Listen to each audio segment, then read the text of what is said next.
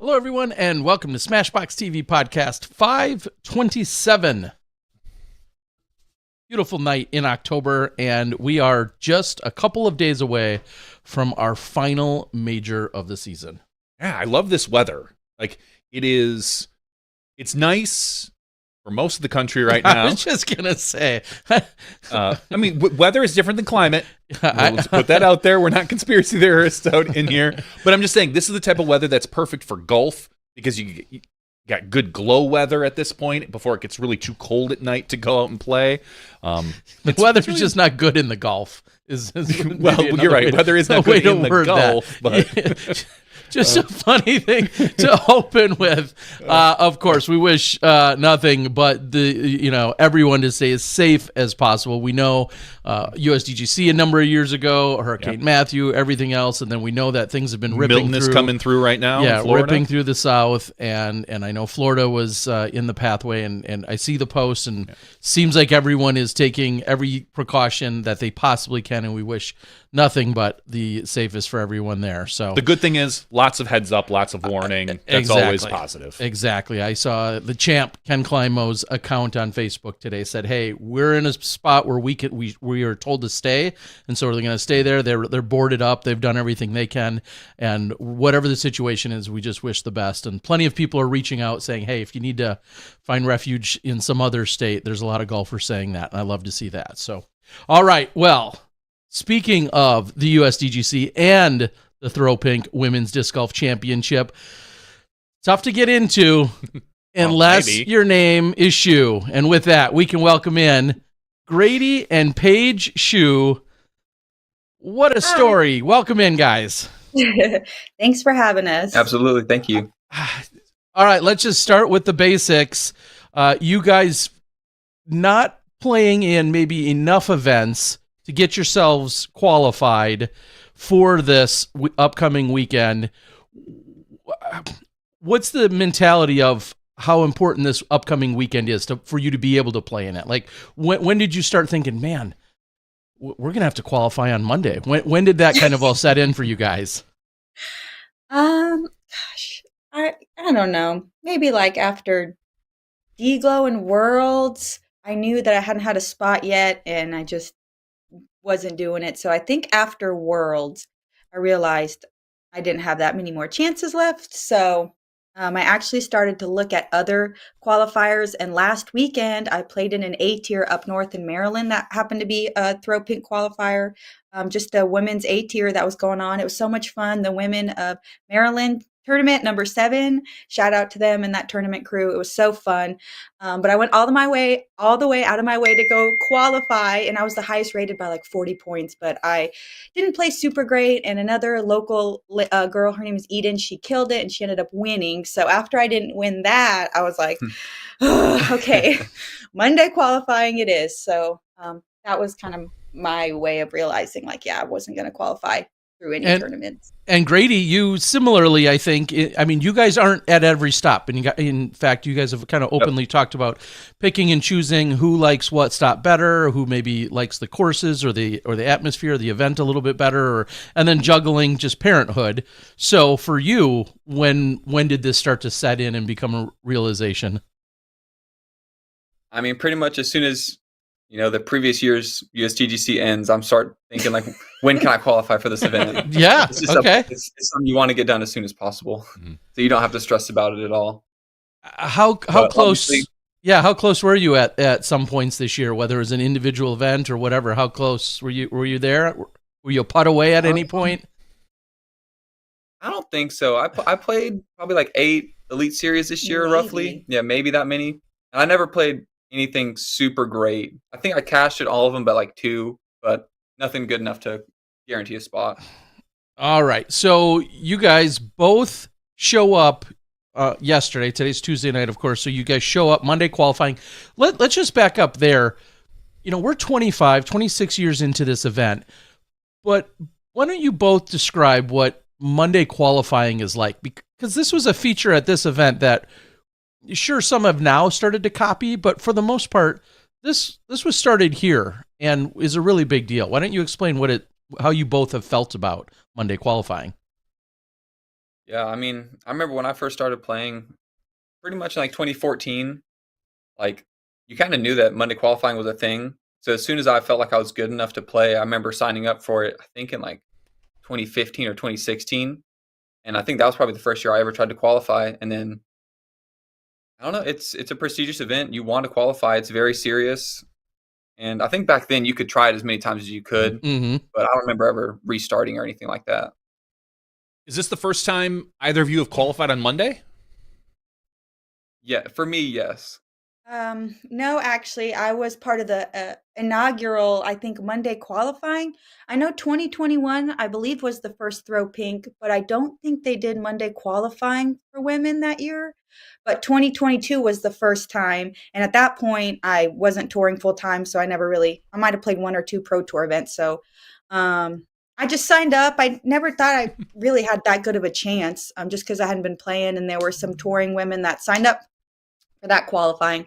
But that was back in 2022, and I ended up qualifying. Me and Sarah Cunningham tied. We were the only world champions on the qualifying list. We were both the ones that got in. So this was my second time, and it is very high stress because there's, number one, you only get one shot, and number two, there's not a ton of scoring separation, obviously, through one round. So like, yeah, I might be rated higher by 10, 20, 30 points from someone, but y'all know how disc golf is. Sometimes you can shoot a hot round. And so you really got to stay focused and not make as many mistakes, but be okay with mistakes. I mean, yesterday I had a lot of dumb bogeys, but I just like focused, you got to think long term. Those holes like Winthrop are hard, man. You can get birdies or like par +4 on all of them, so it's obviously, it's high stress. And this event means a lot to me. I actually, the first year that USDGC was Performance Flight, which I want to say was like 2011,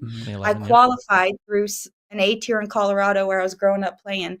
And at that point, it was only pro players, and I'd seen it on watching Disc Golf Planet with my dad at the time. Throwback there.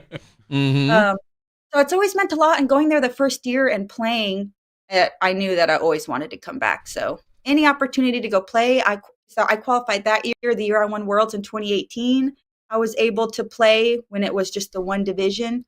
I think me, Paige, and Kristen played that year.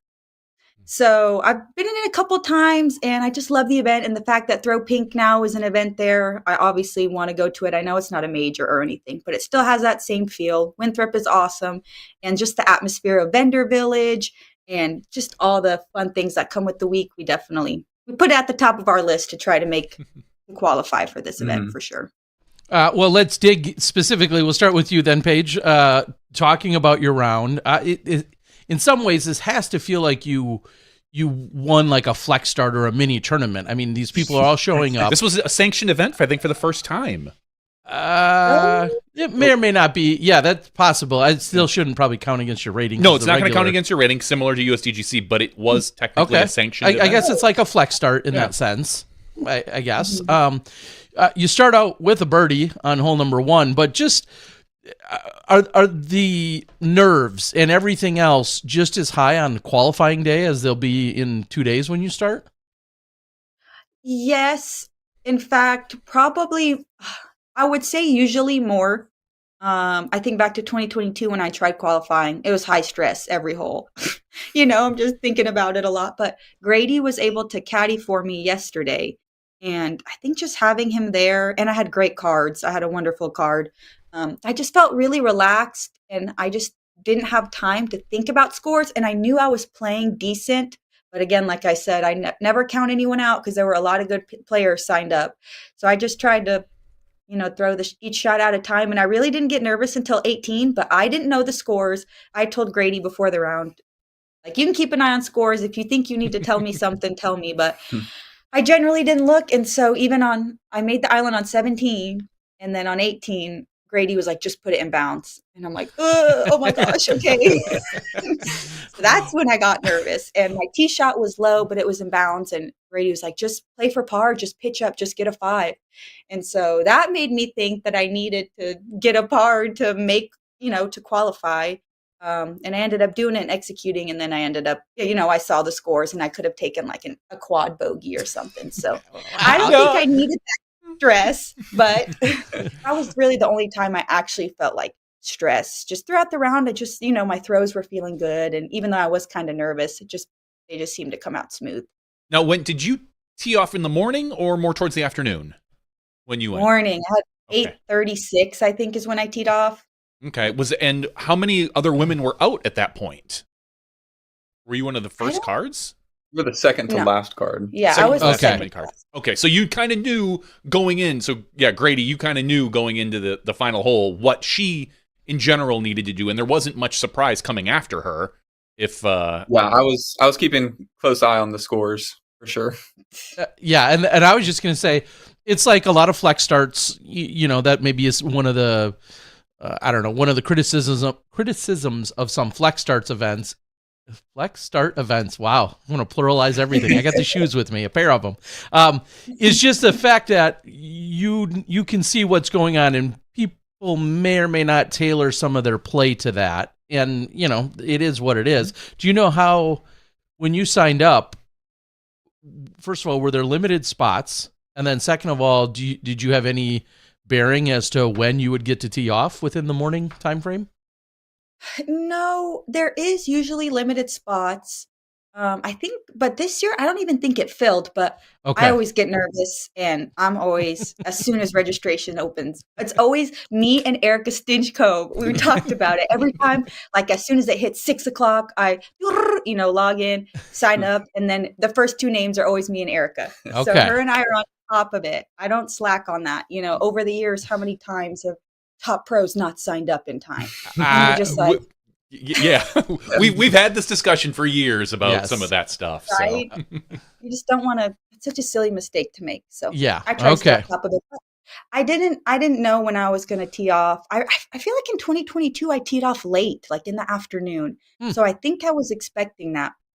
But yeah, I was disappointed to see the 8:30 tee time. Well, I thought about that myself today as to the flow, and then if you would want any mixed cards out there, meaning men and women, because they're playing different tees and different some of those scenarios.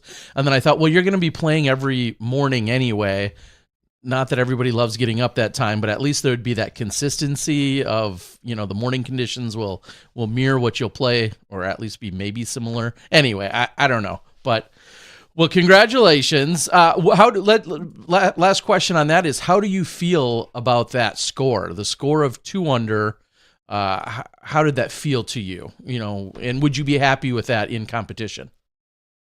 Definitely. Like I said, I felt like I was playing good. Really, my bogeys were so dumb. Like, not blowing up, just like not getting up and down or shanking a shot. Like, super easy mistakes to fix.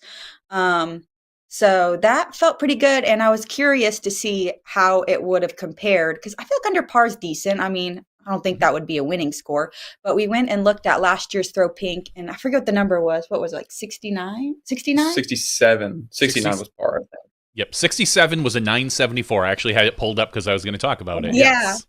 Yeah, we looked it up because I was just curious. So 974, I mean, that's solid. Obviously not enough to win, but if I clean up those dumb mistakes, and if I were to shoot 5-6 under each round, I feel like that would probably do the trick.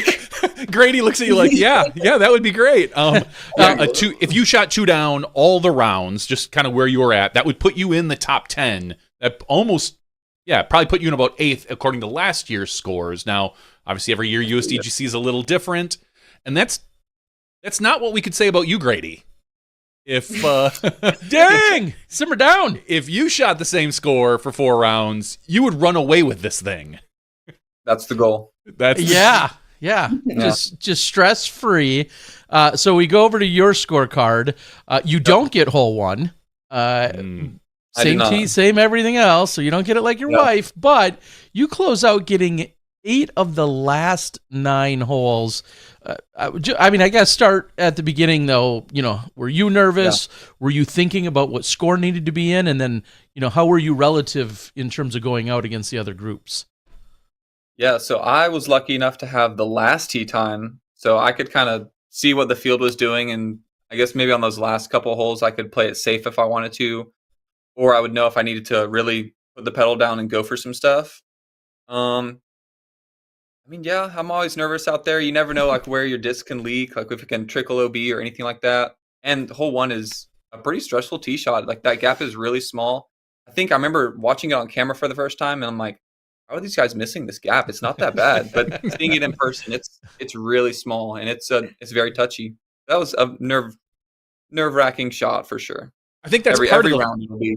That's It'll be part of scary. USDGC. You walk up to one of the most prestigious events in the world, and the first hole looks so simple. I mean, it's a shot everyone should be able to execute. 260 feet straight ahead, 283, sorry. But there's that one tree on the right you kind of got to miss, and you got to keep it a little low, and you're all amped up, so a lot of people blow right past it, and it's such a difficult hole for such an easy looking hole. Like there's so many emotions and things right in it. For it being like right in front of you, there's a lot of things you got to consider, especially like the rocks low and like the low ceiling too. Yep. The log that's right there. Yeah, you don't the want log late. Goodness. Yeah, and I was going to say they've made it even more difficult throughout the years. And since the first time you saw it, it was probably twice as big as it is now because they added the rock.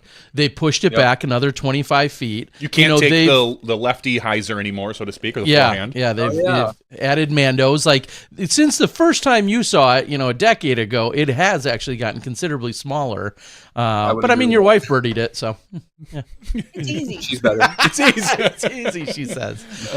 So you run into trouble on 6. We're seeing you had bogeys on both 6 and 9. What was that? Did you leak left, find the OB in the water, or what happened on 6?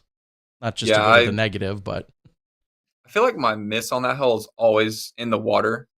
So honestly, I'm not too scared of that drop zone putt. It's scary looking at the water, but I feel like I've putted almost every single USDGC I've played, so I'm kind of ready for it if I do throw in the water.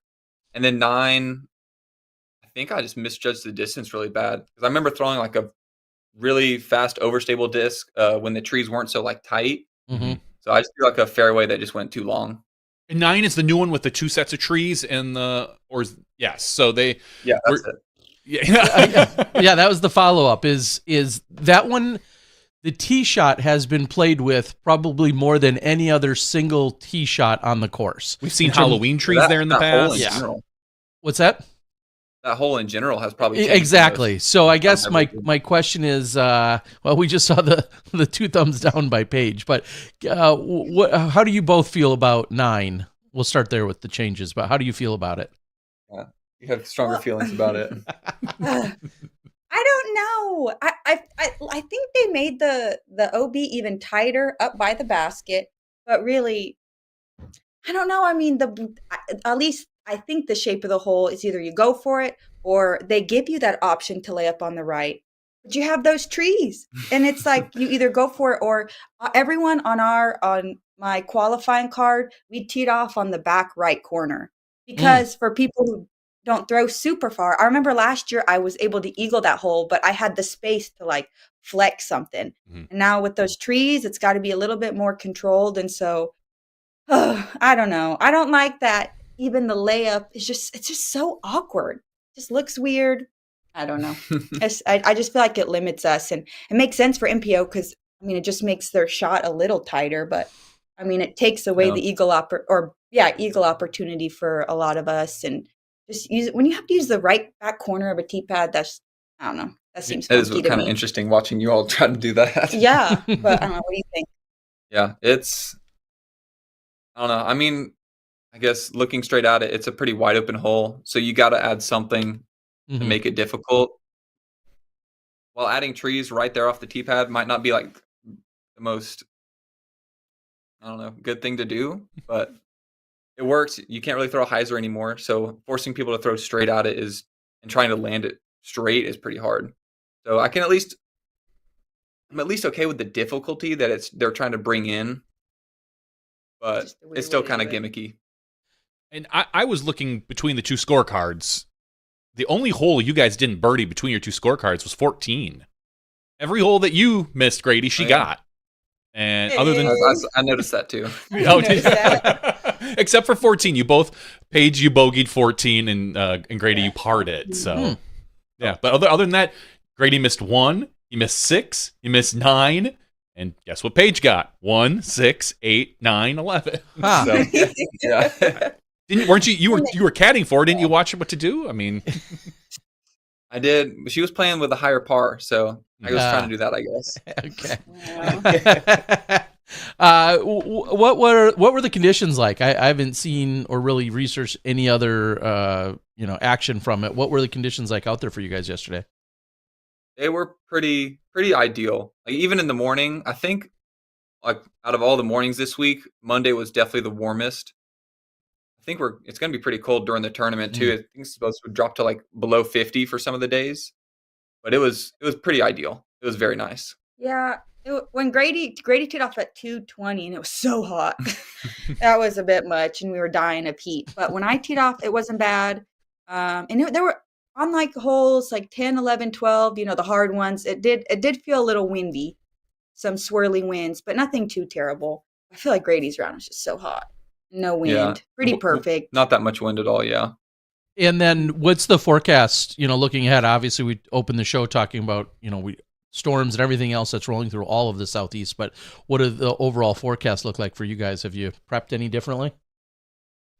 Not really, just probably dressing warmer in the mornings because it is going to be a little colder than it probably has been around here, but it's supposed to be sunny. I don't really know how to check out the wind that late in the week, but hopefully it's like it was on Monday.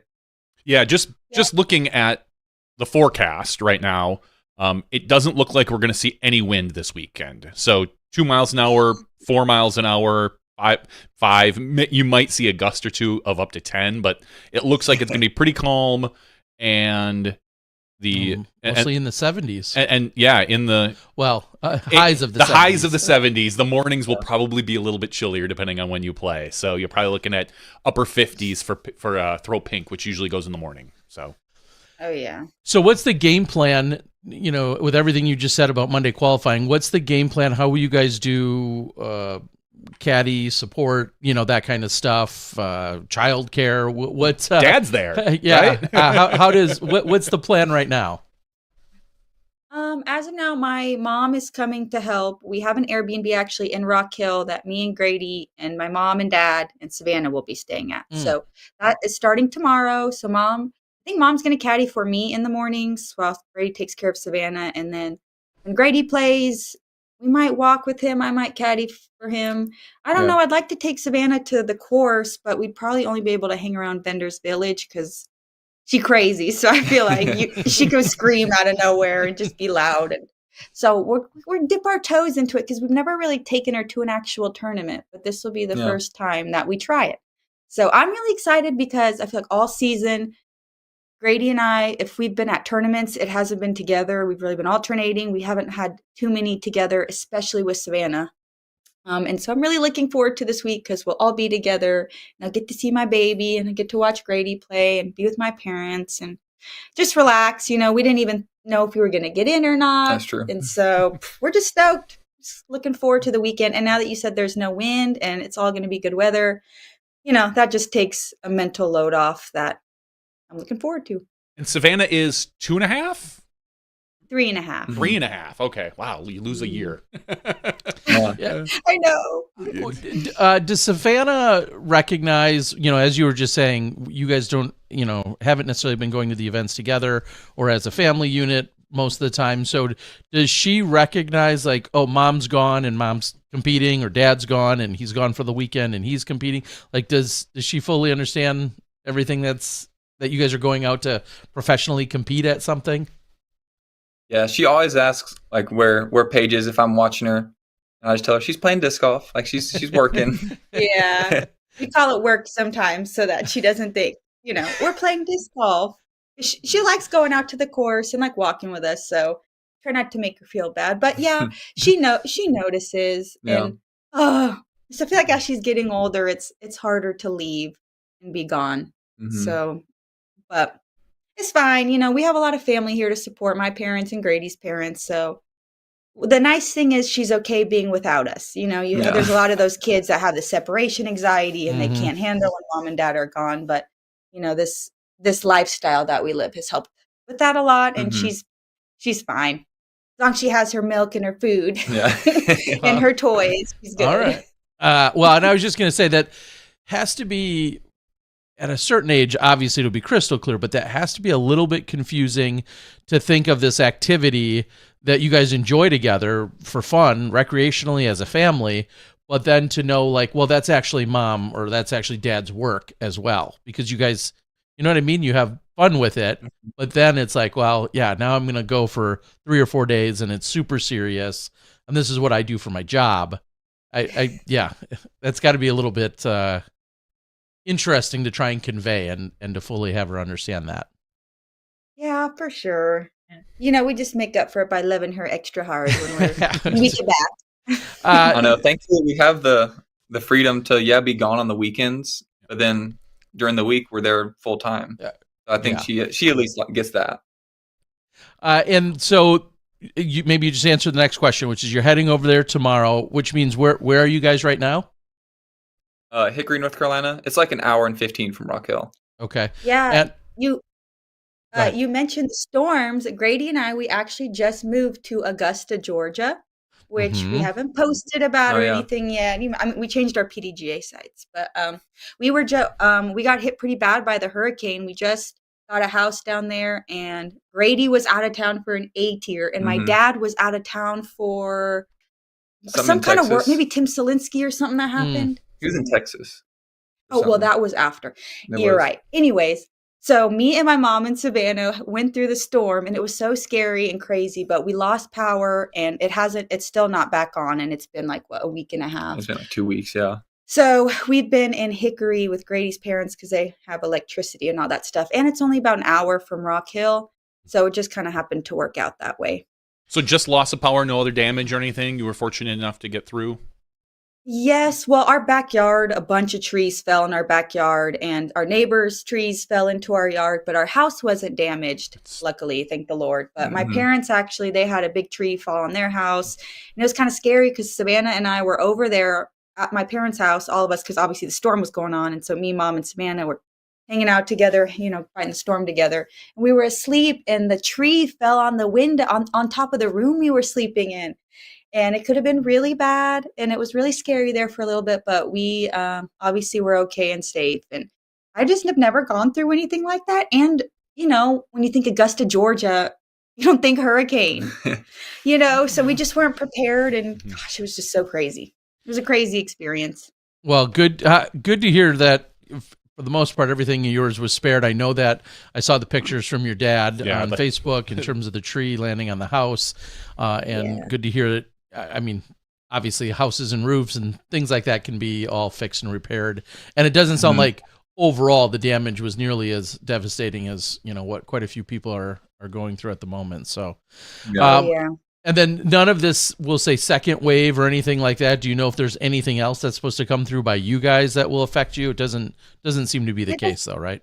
It doesn't look like it. It looks like it's staying far south enough, but we're all scared. We we join all the Facebook Augusta pages, and people are like, you never know, cover up, make sure you got everything. It's hitting us again. They said it wasn't going to hit us last time, and it turned north.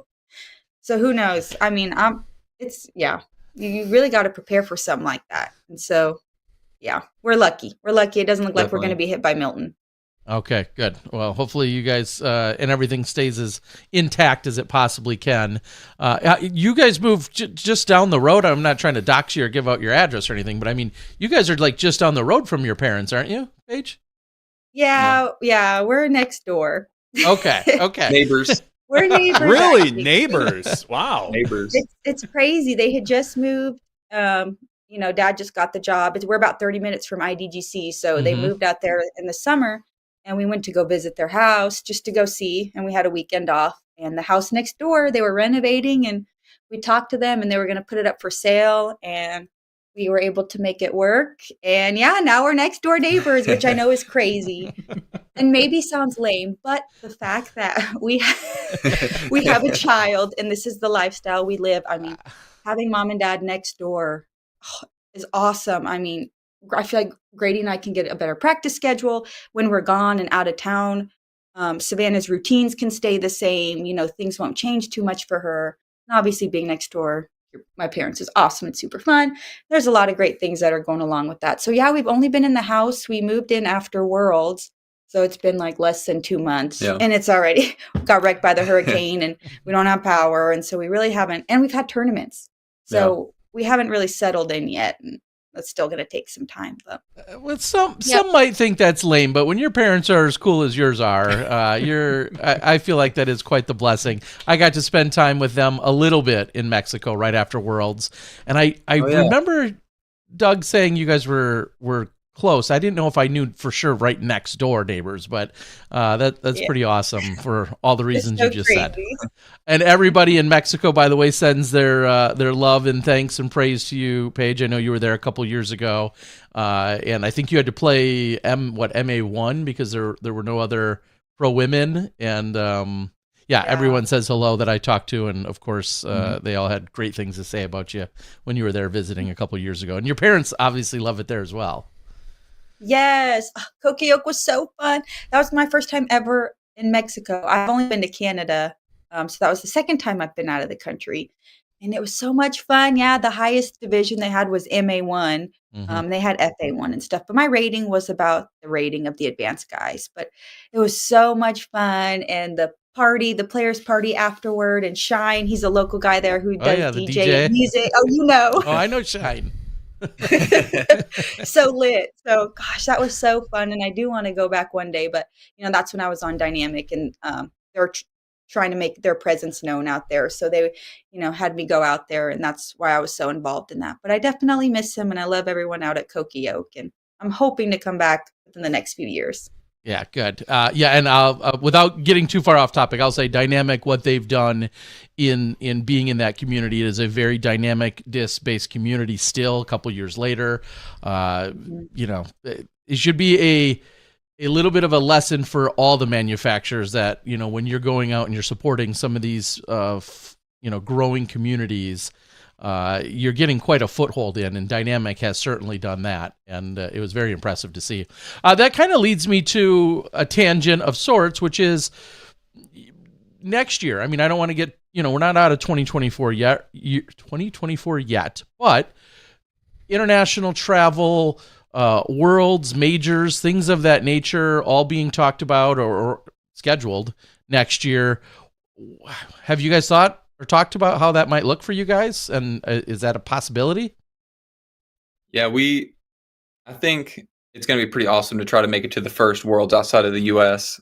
So that's besides Canada that one year. Wasn't it in Canada one year? Yeah, in like 84 or 89. Yeah, neither of you were born. Yeah, All right, maybe Grady. We give you a pass. Yeah. That's still a little ways away from me. Damn, I'm old. Yeah, you're old. So it was in North America, but it's never been outside of there. So yes, Canada once. Was it 84 or 89? I want to say 89 now. Anyway, it doesn't matter. It was there, but yeah, like you guys just said, international. That's a given. You guys are both going to be there. I think yeah, we're both planning on being there. We'll see. Okay. Yeah, we don't know what next year will look like. I really didn't have that good of a season this season. Brady, I don't know. How do you feel about your season, man? Wasn't too bad. I wish I'd played better at the Elite Series that I did play. But there's still a couple Q Series at the end of the year, and obviously USDGC coming up this weekend.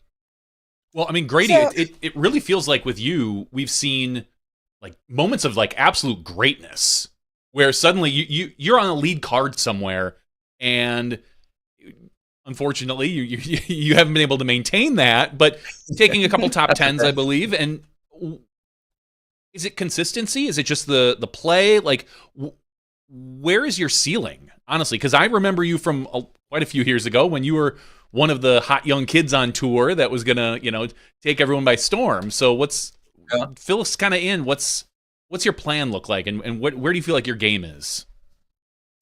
Yeah, that's a good question. I mean, in 2017 was my first year ever playing Elite Series events, and I think I got like top 10 at Vibram, and I think I got 11th at GMC, like back to back. So that felt great.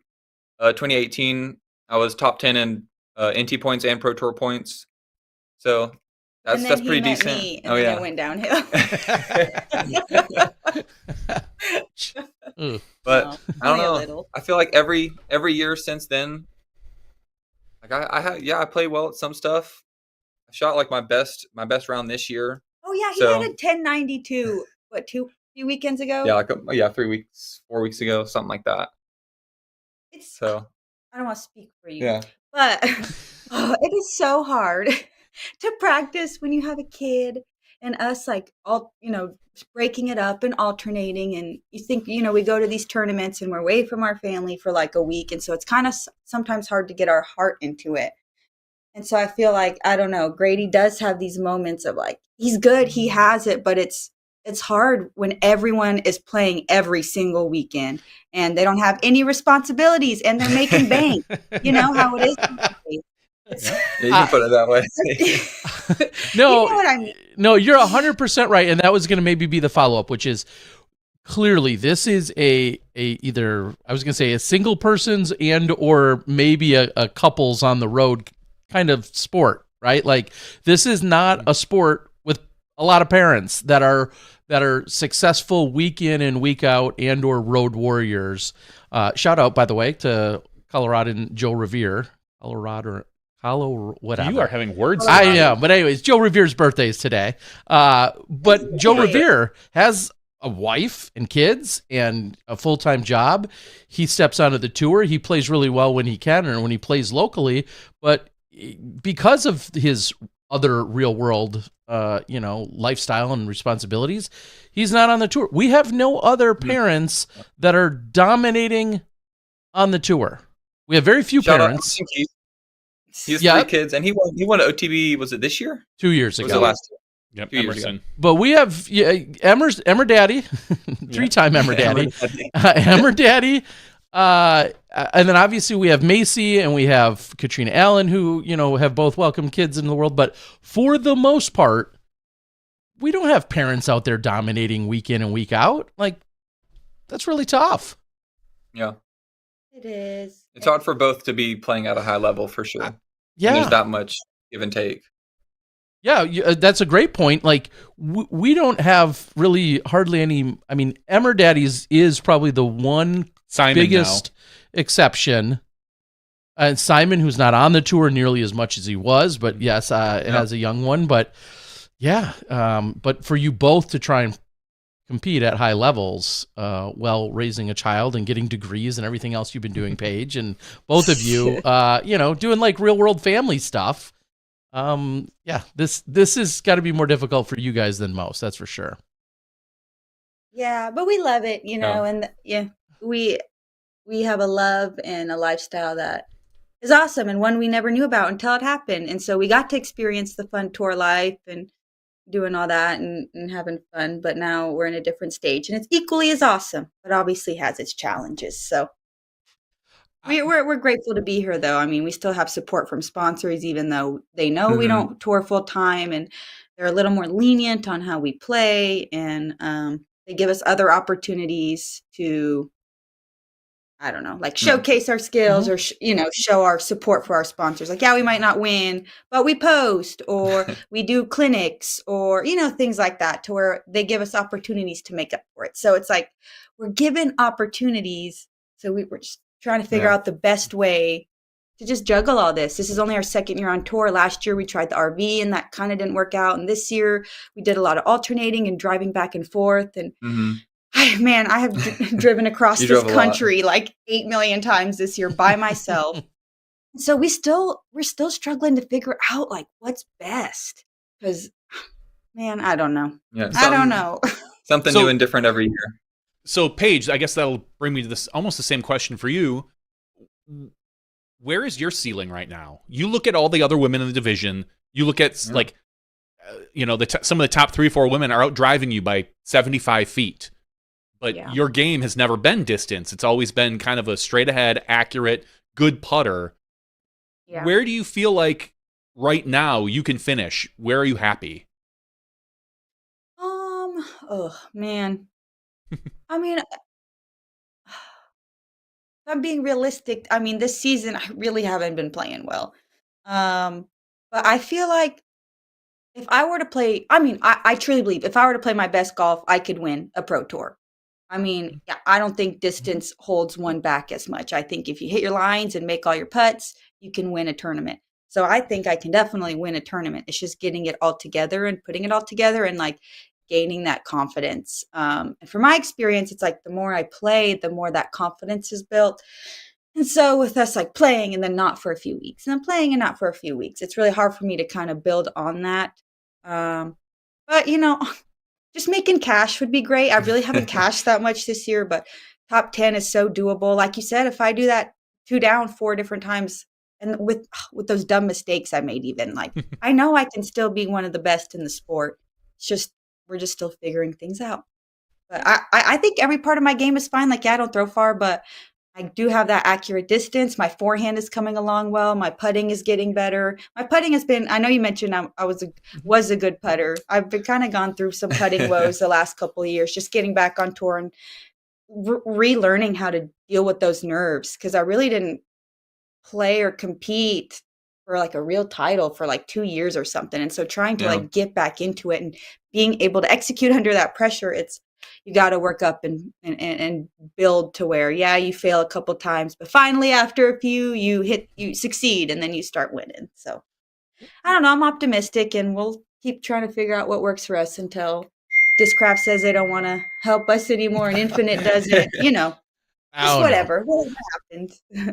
Hopefully they continue to support. Like you said, there is so much, and you guys know that as well as anyone. There's so much more than just your finishes in terms of our players. Sometimes it's all about finishes, sometimes it's all about social media, and sometimes there's a mix. And as long as every player, I think, finds that balance that satisfies or satiates the potential sponsor, I think you're good.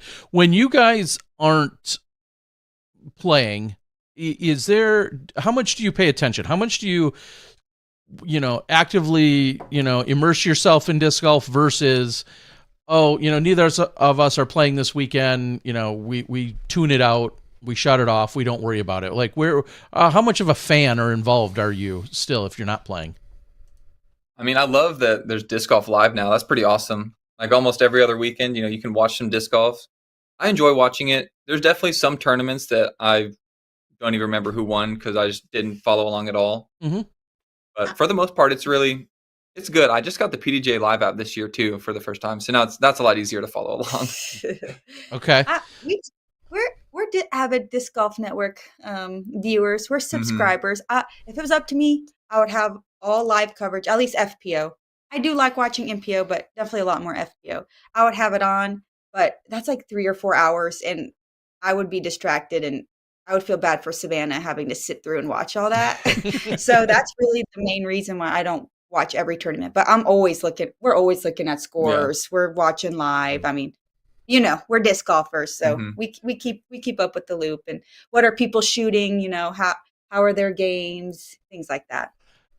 Speaking of, we'll say, checking things out, it's how exciting is it when this time of year rolls around and we continue to see your ace page. We see your ace on 17 get reposted, one of which was me yesterday. And I think I wrote, not going to lie, watching aces never gets old, especially that one, such an iconic hole, and the excitement from you. But what's that like, seeing that recirculate every single year now? And that was hole 17 2 years ago. Yeah.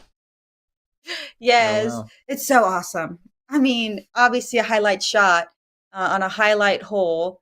And yeah, I mean, I love it. It's part of the magic of Winthrop, and to experience it and for it to be on camera perfectly like that. Like Jeff Panis just happened to be on the tee filming and his perfect view of it. Oh, it's like a dream. I get excited watching it every time. And I talk about how, my reaction is crazy. And it's because while it was flying, I was like, I never ace.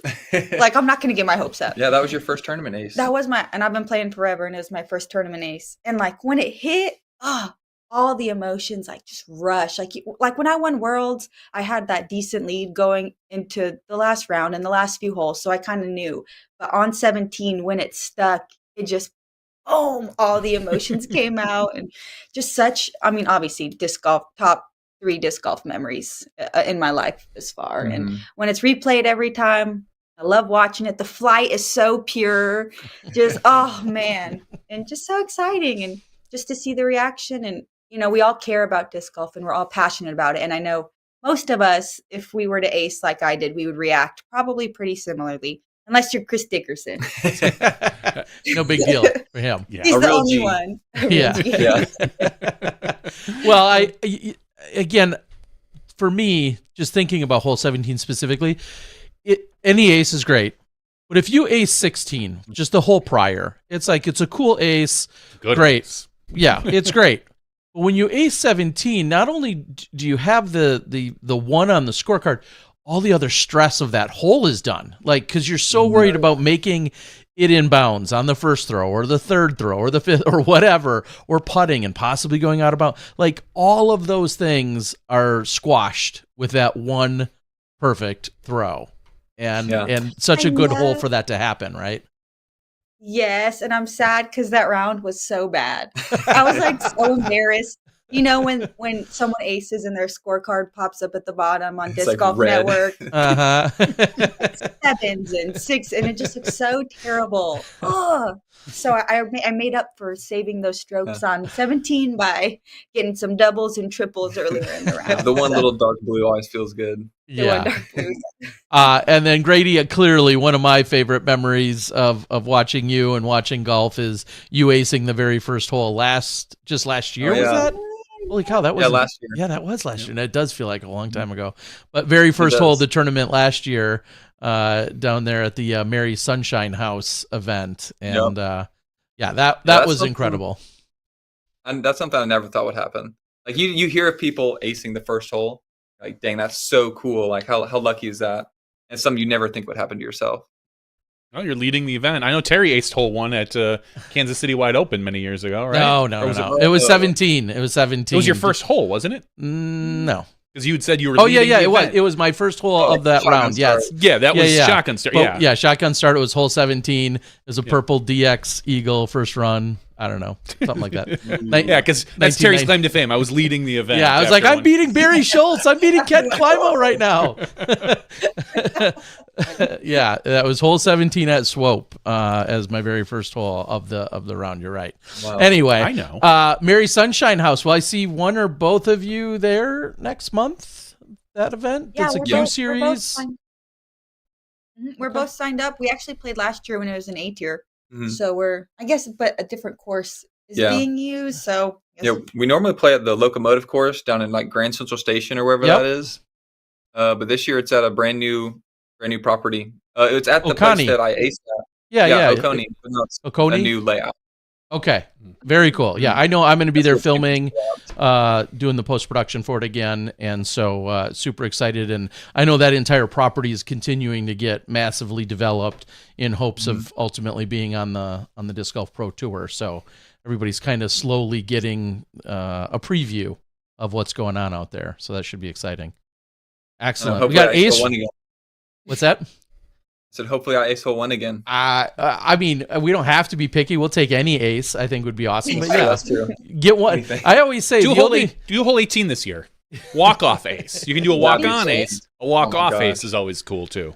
And Hopefully we all it's know that free. the first step to getting 2 aces in a round is you have to get the first one. You have to get one, and then you can start getting greedy and thinking about, man, wouldn't it be cool to get 2 aces in one round? So I also got to say that earlier this year, Taylor Rafalewski got 2 aces in one round, and he got another ace. Is either the round before or the round right after.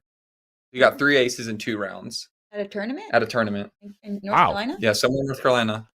Dang. It was sick.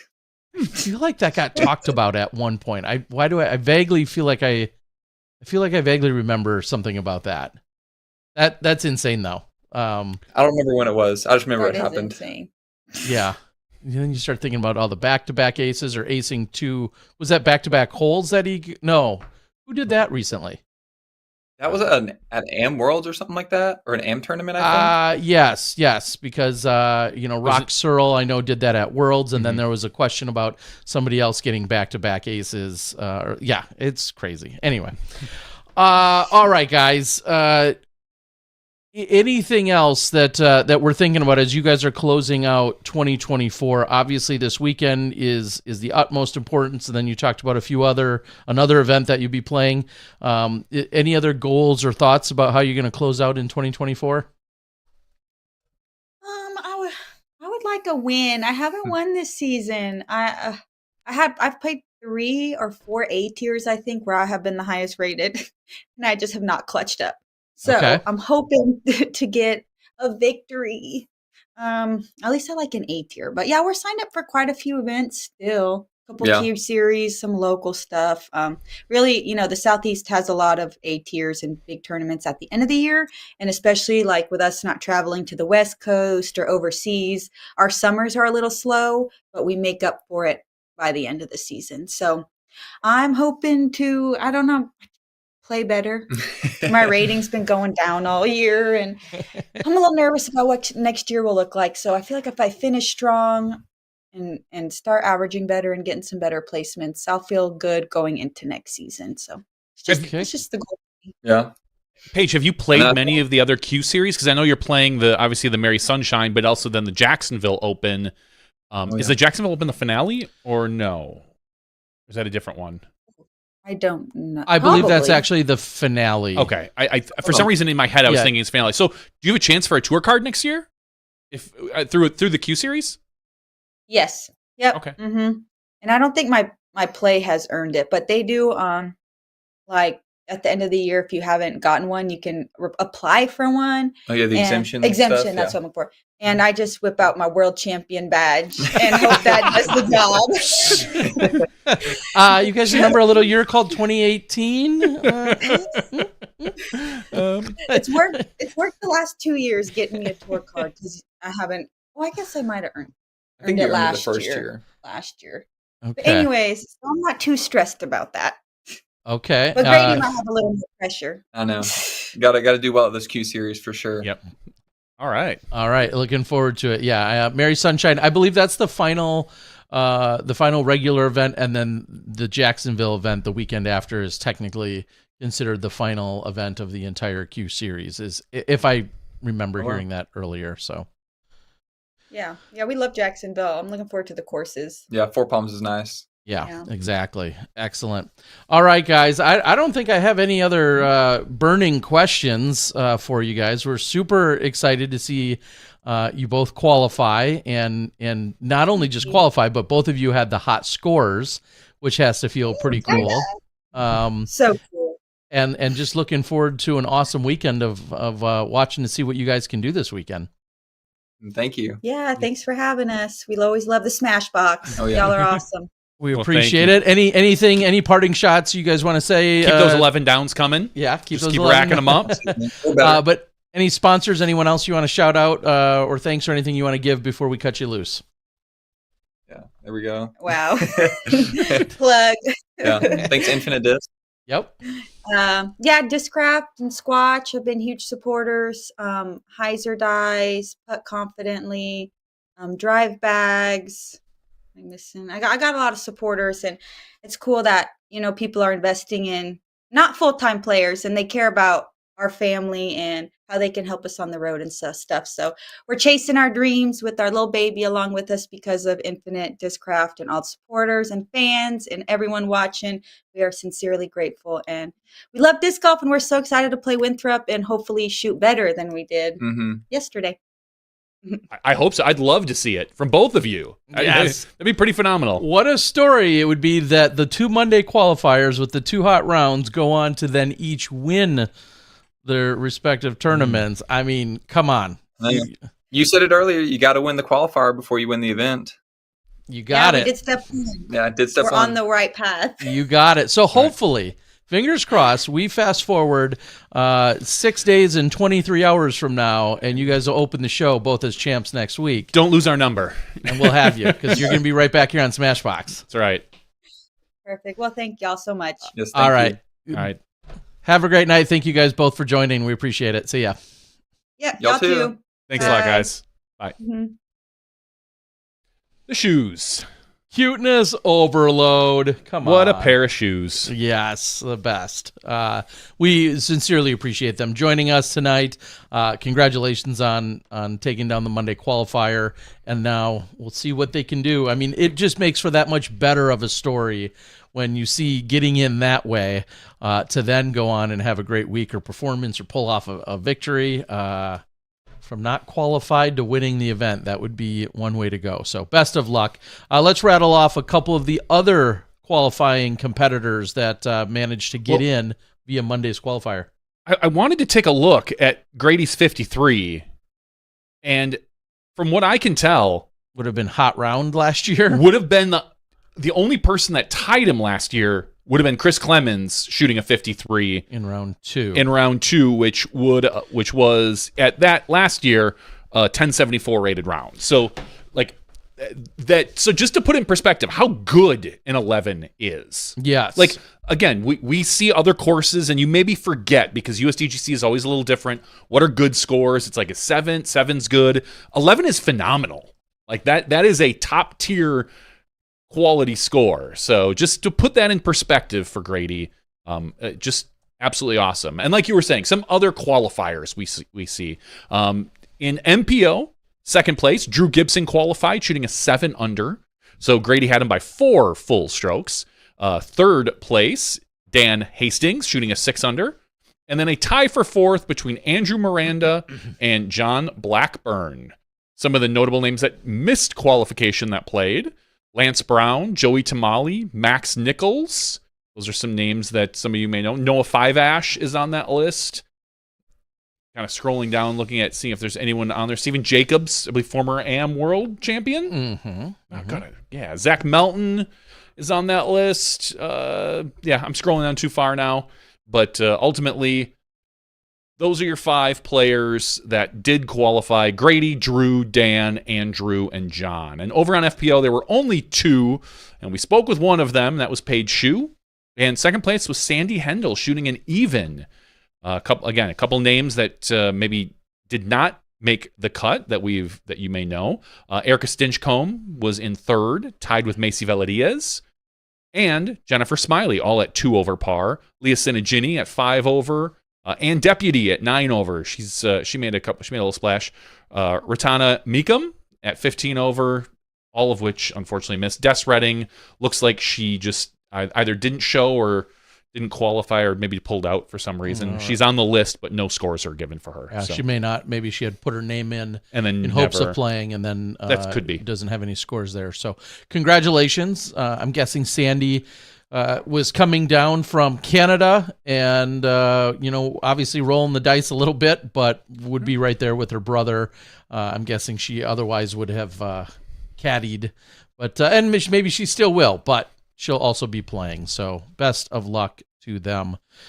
It was just last year, I think, we were talking about some women that weren't able to even get into the qualifier because there's a limited number of spots that can even get into being in the qualifier. And I think that's been the case for the last couple of years. So we didn't see that this year, it appears. It's been a discussion point as to, scale it any way you want with equality as far as the number of FPO that qualify and the number of MPO that qualify versus the size of the fields and things like that. I personally don't really have much of an opinion on it, as I haven't put much thought into it. But there's I don't know how much more room there is out on this course for any more players. So and we already know that the throw pink has a significantly lesser field size that's offered in the first place. So having the 2 qualifying spots is, I'm guessing, some of that logic. So, and it's an A tier. It's not a major like USDGC. Correct. And I do want to make a very split the difference. I think I was saying 84 or 89, neither of which were hosting the World Championships. It was 1987. 87. Which I know I knew. I don't know how I screwed it up. But 1987 is when the Worlds was in Canada. So if you're screaming at the show or the podcast a little earlier, fair enough. That's something silly little me should have known and remembered. But 1987 was when it was in Canada. Greg Hosfeld winning the playoff. All the Masters were screaming at us, okay? There's nobody else that's screaming. That's true. There's probably not too many younger than us that were screaming about it. But yes, Greg Hosfeld defeating Canada's own Michael Sullivan in a playoff. So 1987, August 25th through the 30th in 1987. All right. Yes, very cool. And I think, kind of sidestepping along that line or a tangent to that line of worlds and bids and majors and such, I think it was officially noted that we saw another major bid come in from over in Estonia. Yeah, they officially made it known that they put in a bid for the World Championships. Yeah, I believe for what, 2026. Yeah, so that sounds right. 2026. Conversation can then start gearing up as to, how crazy would it be to potentially see back-to-back worlds out of the country. Could happen. I don't think it's going to. I'm just going to simply guess that wouldn't happen, but that is nothing more than a guess on my end. It took us all these years to get out of North America. Exactly it. And as much as I'm all about it, I want to see a worlds take place over there. Don't get me wrong. The idea, though, of us having it back-to-back years, that I'm just saying would surprise me, which means nothing. I'm not on any committee. My opinion doesn't mean anything whatsoever in this case. Tell me about it. But I would lean toward the idea that it likely wouldn't go back-to-back years overseas. Although if it did, you wouldn't hear me complain per se. I just don't think that's what we'll see. But who knows? Obviously, it's going to depend on what other bids come in as well. I mean, if they have the best bid and it's just undeniable that it should be there, then so be it.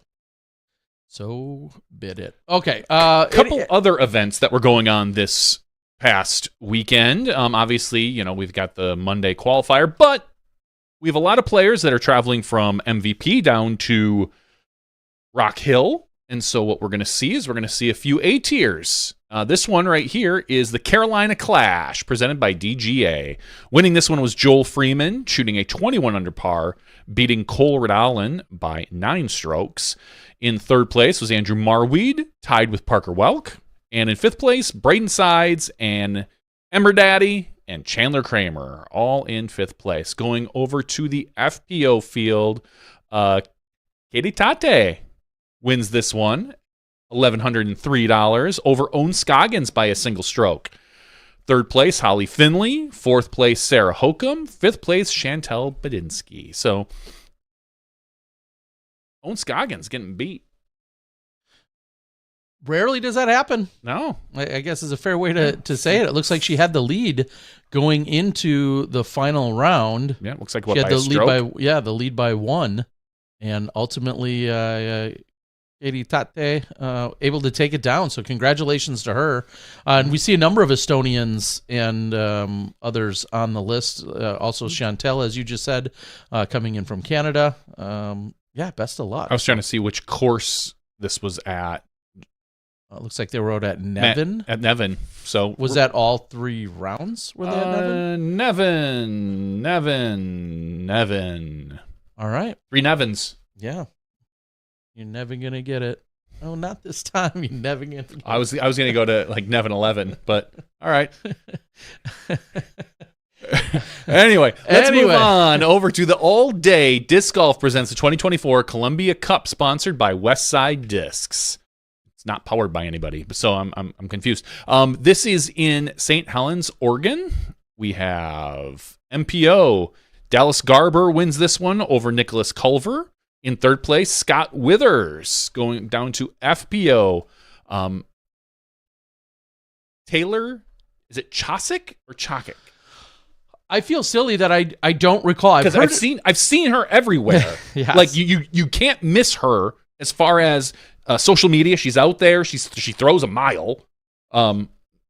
winning Yeah. the throw pink or winning the distance competition just less than 24 hours ago, or That's about right. 24 hours ago. I was going to get to that, but yes. So, yeah, I apologize. In having a conversation a yeah. few months ago, Nate Sexton was, this may have even been last year already. Nate Sexton was talking about her and being out in Oregon and everything else.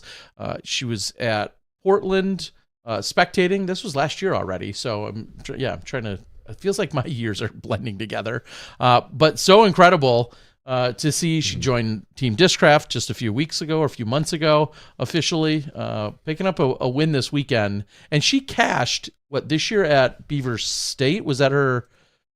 She cashed at her first ever Elite Series event that she played in. Yeah, she cashed. Oh, Great Lakes Open is what it was. Yeah, she cashed at the Great Lakes Open. Yes, that's what it was. That's what I'm thinking of. She cashed at that the first time she ever plays in a DGPT 24th event, place. and then goes on to cash at it. So clearly a superstar that continues to rise. And again, Nate Sexton was talking about her a year ago and seeing her come into the scene, her going to school or being out there, and then all of her athletic background is clearly paying off. She's got very similar style, so to speak, that a lot of our other newer women are coming into the sport with.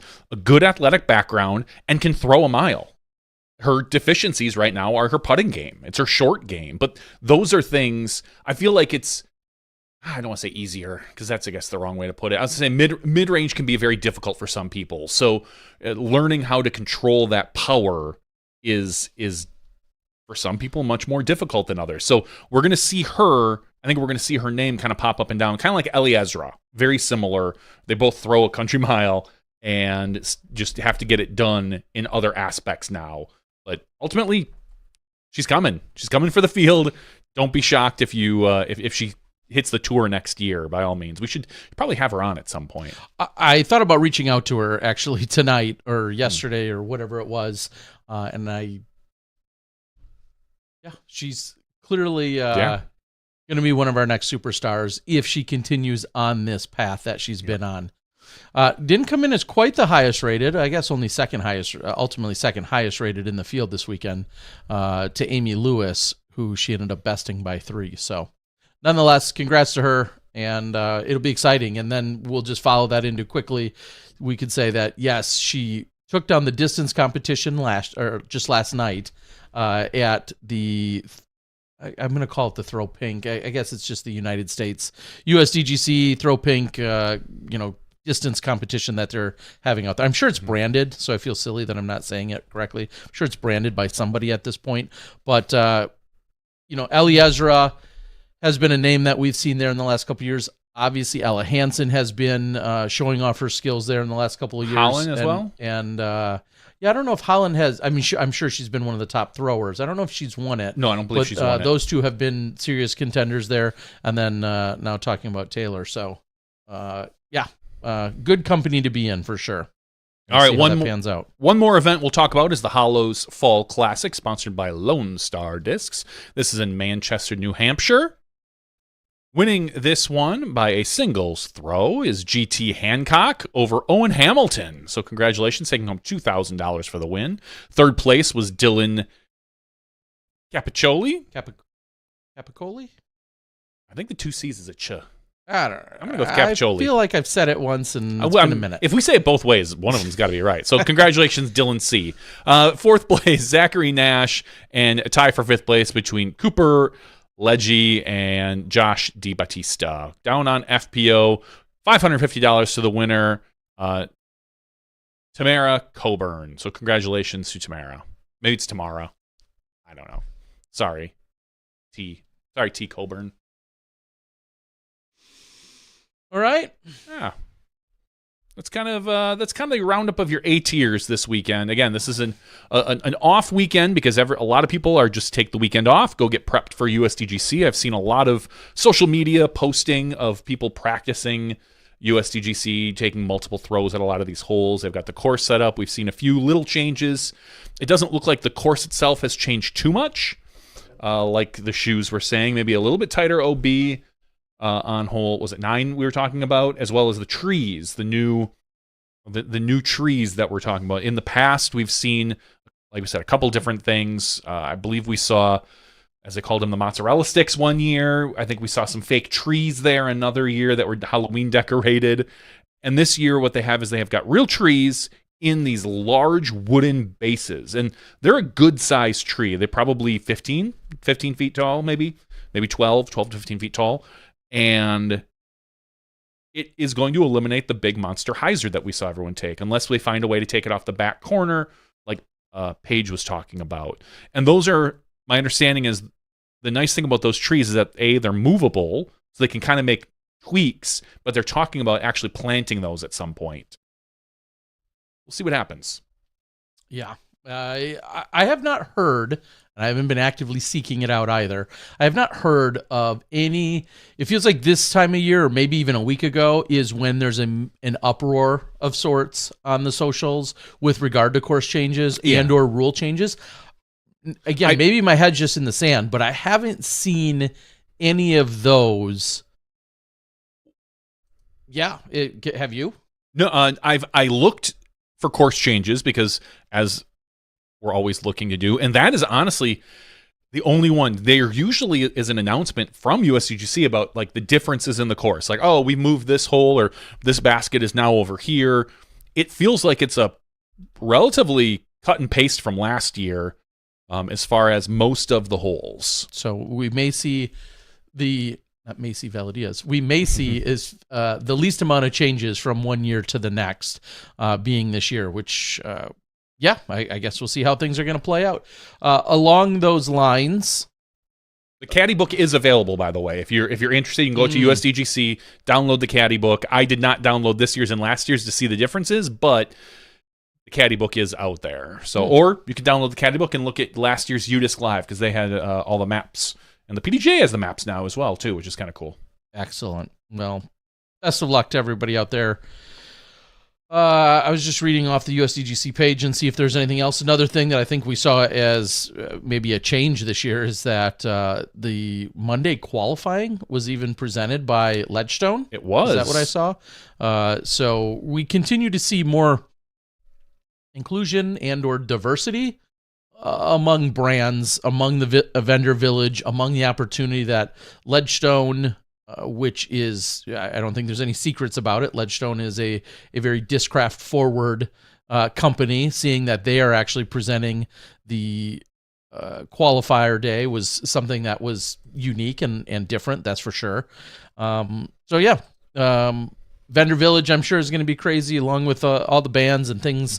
We've obviously been talking about the passes and the tickets that are available, the sales that are available, all that stuff. So, best of luck to everyone down there. And to be clear, USDGC, as we know, is available on DGN, but, and I'm surprised I haven't seen more uproar over this, because it feels like we get that every year. It is part of the pro subscription. Oh, then you have missed it, because I've seen the. Well, usually there's a big Reddit thread, which is I try to avoid some of the murkier Facebook pages that some people have that some people don't. But I have not seen like a major thread on Reddit, which is where a lot of the uproar tends to be.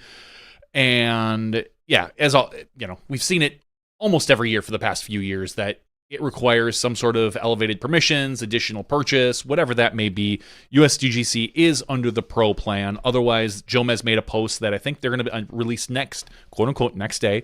Not next day. They're going to release post-production next week. No, 2 weeks. 2 weeks. Like, 2 weeks. I think early October 20th or something, 23rd. Well, anyway, it's going to be released a couple weeks later. By then, you'll know what happens. So you'll probably have some idea. You'll probably have a clue. So good luck avoiding spoilers. So if you either give up caring about USDGC or pony up the money, that's kind of the two options you have. But anyway, yes, the pro subscription is going to be required to watch USDGC. Yes, that has been extensively mentioned and talked about, at least for the last two events of us doing live, because I've been doing the ad read for just that. So hopefully everybody's aware of it. Yeah, everyone can continue to fight about it, whether you hate it or love it or have a problem with it. That is all on your own to do so, but it has definitely been conveyed in a number of ways, along with being posted in places and then obviously being talked about within the network. So if you want to pay for the difference, I think a lot of people likely will, if they're not already a pro subscriber, will upgrade. You can upgrade for just the month, and then you can go back down. It's like $12 or something. Is it even that much? I think it is. I think it's the like difference? It's like Okay. 12 to 24 is what for the month. So it's like a Okay. And that might be if you're not a PDGA member. If you are a PDGA member, it might be a little different. Double check. Sure. Go look at it yourself. Yeah. So that's what we would recommend. Yeah. Okay. Ratings came out. Yep. And as we know, no one cares about ratings. No, I'm Right. just kidding. Until everybody posts about them. Yeah. One of the things I did see, Gannon Burr, I think a notable thing about the ratings, jumped up 4 points. And when you are of that quality of a player up there, 4 points is a monster jump. So he went from 1053 to 1057. He's now a 1057 right player. We have not seen anyone this high in a long time.